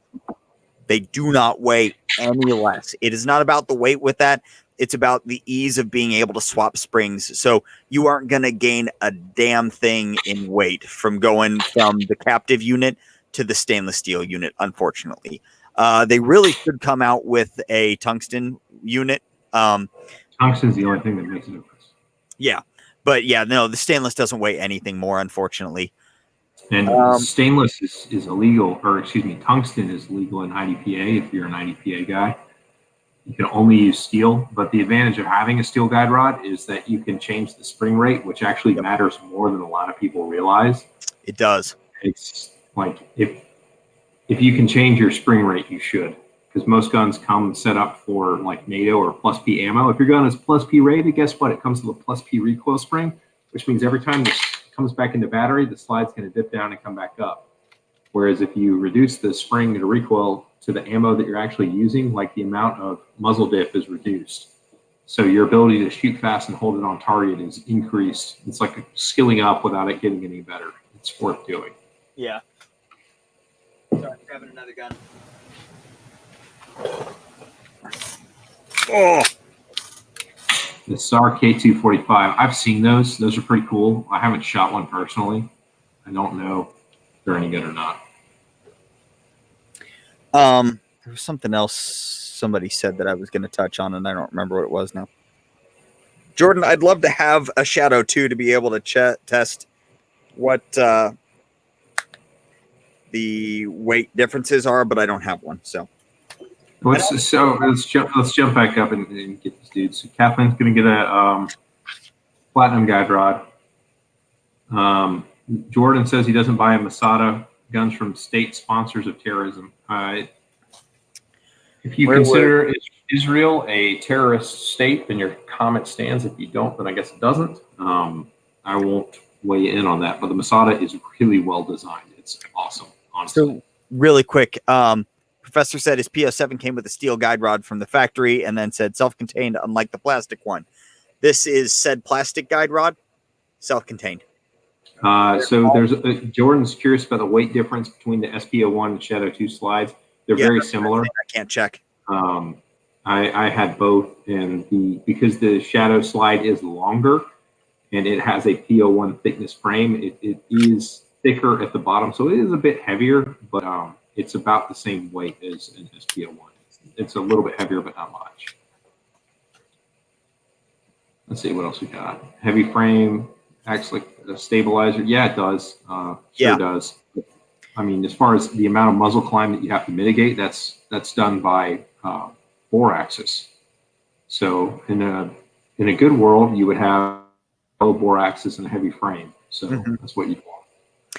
34 spring and a 34 fat. Yes, that's what I would recommend is a pound spring and a 34. Right now, I have a 17 pound in this.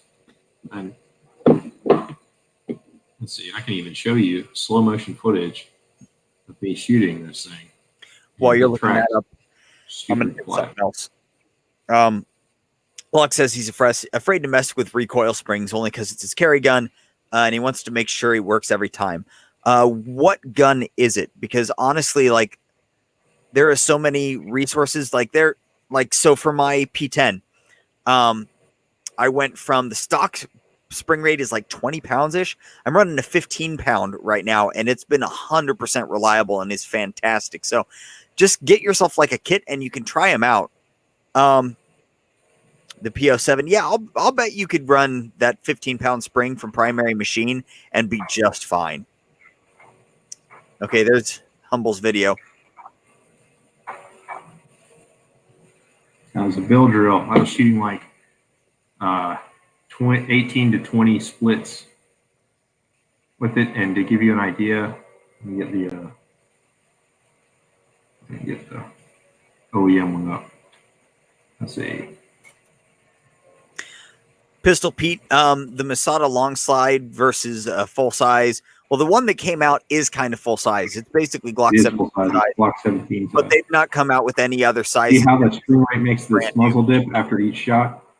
This is the tungsten guide rod. It doesn't dip as much. This is the old tungsten guide rod. There's a little bit of wave going on there. And then here's the pure tungsten.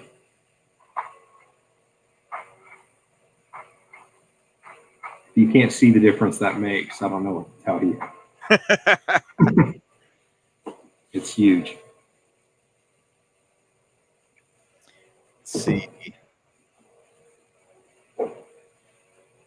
Yeah, so Gray Note says his Roland specially carries, he had to change the spring to make sure that it would work with range ammo. It's exactly what Builder had to do. He's got a 17 with a comp on it. It was a slant comp, and he had to end up swapping out the recoil spring to get that thing to work. Only Glock that we ever had to do that with, and the only comp that we ever had to do that with. The other strategy is to use hotter ammo, but yeah, but when it's like, it was T&E stuff, so I don't want to go have to buy more expensive ammo to be able to run T&E stuff, because that stuff's expensive. I already bought 500 rounds of it. yeah, the long slide is a nice gun.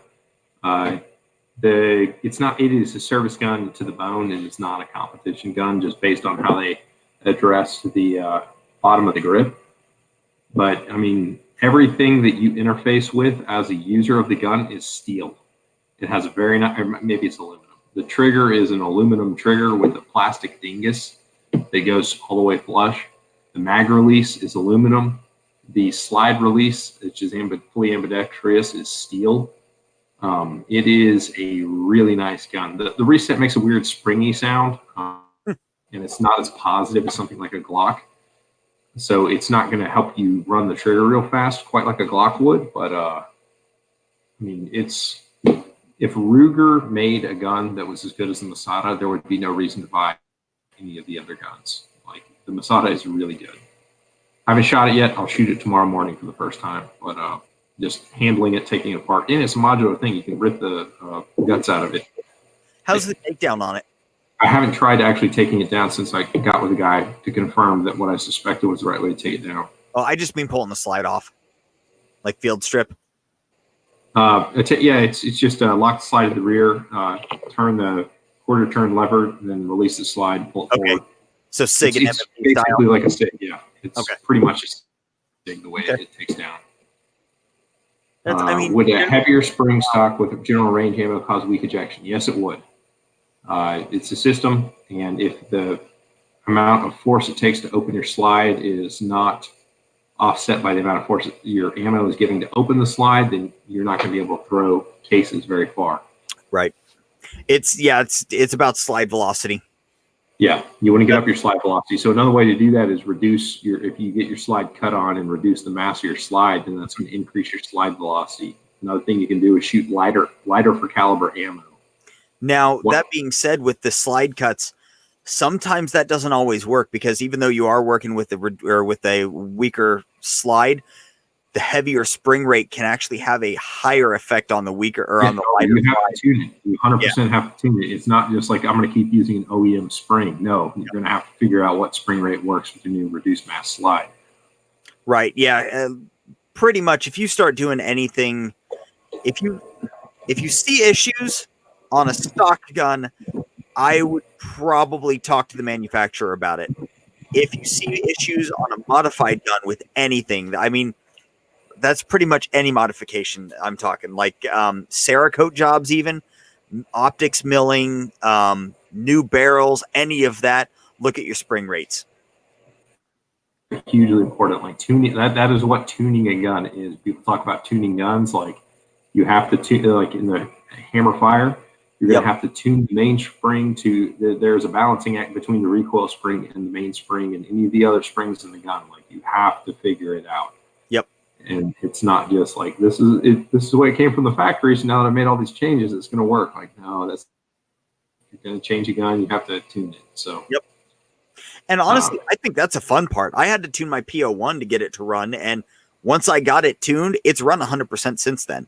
Every crap ammo I've tossed through that. It was a little frustrating at first, but I mean, now that I got it running, I can be like, I did that. Gray Note asked me to send him a list of the mods. I can actually go through it real quick because it's not that hard. And so I've got the SRO with the Dawson sights. Right now, my match gun has got the full pyramid kit. I would probably get the flat face trigger rather than the curved one. I think it's probably a little bit better shape, but I have the ultimate kit, which has the extended light and striker. You can see that there. So I can, I'm not ammo sensitive with a 4-pound striker spring. It'll set off anything with 4-pound striker spring. It sets about a 2.5-pound trigger pull, which is decent. I have a pure script plug, which you can also see with the large back strap. I've just been messing with on the screen, the Vickers Tango Down magazine release. And this is cool because like normally on a Glock, this is the worst part about Glocks is these stupid mag release buttons. You have to press down on the Gen 5s on like this outside edge. The Vickers angles the button so you actually press down on this side of it, which makes all the difference in getting mags to drop free. So this is it's like $17 from Midway. It's the only place I've been able to find them. And I can recommend that. It's pretty cool. Using the Pure Tungsten guide rod from Glock Store. They just sent it to me. It's not on the site yet. So I've been told they had to actually develop a custom spring that would work for the Gen 5. So it's not like they just took a spring that somebody else made. Like they actually got one made to spec. So they sent me the first one they had, which is a 17-pound, which is effectively the OEM spring weight.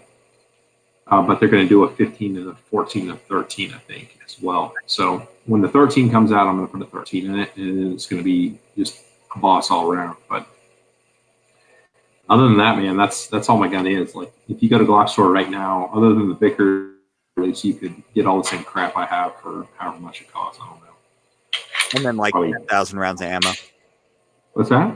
And then like 10,000 rounds of ammo. Well, if you want to shoot like the Humble.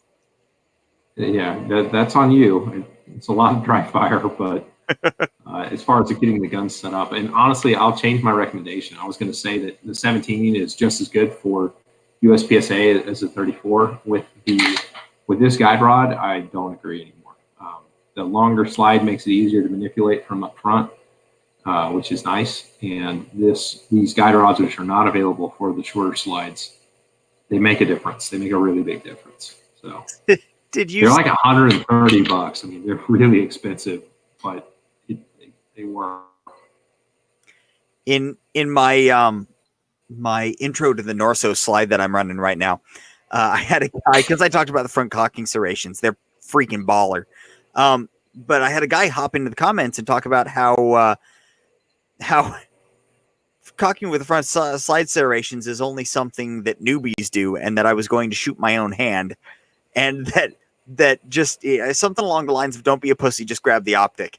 That's good advice, man. You should follow it. Like, man, like, dang. I guess I could do. I mean, I have a feeling that he's watched way too many Sage Dynamic videos, and probably doesn't have an optic on his own, because I've done it. I mean, I've done it plenty, but man, it's really easy to smudge the shit out of those things. Yeah, I don't like doing it, but you can do it. No, yeah. I mean, but if you can help it. I mean, I would rather do this, but I'd rather do this because getting to here is much shorter than getting from here to back down here. That's true. So it's just an efficiency and motion thing is the reason I do it. And because the optic is sort of in the way. But I mean, going from a built-out grip to there to here, it's really fast as opposed to here to here to here. It's just not as, it takes, like, you have to actually learn to finesse to do it this way. Right. So that you're not, like, the big problem in trying to do things fast is using too much force. Yep. And doing it this way really encourages you to use too much force, which introduces tension, which means that when you come back on target, you're going to bounce all around trying to get the dot to settle down. Whereas if you're just using the right amount of force and coming back on fluidly, you're going to be on target faster. And I think he misunderstands the times that you use a front versus a rear. Like, a lot of the times, if I go dry, it's about a 50-50 split on which one I do, depending on if I'm moving or not. If I'm not moving, if I'm standing still and don't have as much time, I'll go over the top and just smack the, if I don't use the slide stop, because sometimes I can't reach it, I'll go over the top. But like, most of the time when I'm talking about it, like, it's on a first load on a stage or something, you know? So, thumb on the barrel helps on light. Yeah, exactly. See, you put your thumb right on the end of the barrel and you just push down really hard, and then you can see what's going on in there, right? It's exactly how you do it. Yeah. Pro tip for the night. Joe Biden's pro tip of how to shoot guns. Don't listen to anything I say, guys. Just do not trust this guy. Oh, all right. Well, we just hit the 2-hour mark, and I'm getting tired, and I got to go to work super early in the morning. So I think we'll go ahead and call it a night, unless anybody else in the chat's got anything, any last little questions they've got. You guys can hop in there while we're giving it. Oh, Real Rap is sad. Oh no, it's about that. I'm on barrel for 92. That ought to do it. We got this. All right. But hey, we thank everybody for hanging out in the chat, talking with us, and just doing the chat thing. So Humble, where can they find you? You can find me right here on YouTube or Instagram as the Humble Marksman. You also have your Patreon page, right? Oh yeah, I've got a Patreon page. What's that thing? What do you do on your Patreon page? I have kind of like a training blogs, and I post about my shooting. And if you pay me enough money, I will analyze your videos like I analyze my videos. So there is that option available to you if you think that's something you get value out of. And you can find me on YouTube, Instagram, and Facebook at whatever it is, Work the Trigger. And you can actually go to workthetrigger.com for all of our coupon codes and such. And we are all on Patreon. That is patreon.com/workthetrigger. If you want to hop over there and help us out a little bit, it's much appreciated. With that, we will say thank you, everybody, for hanging out, and we will see you next time. Night, everybody.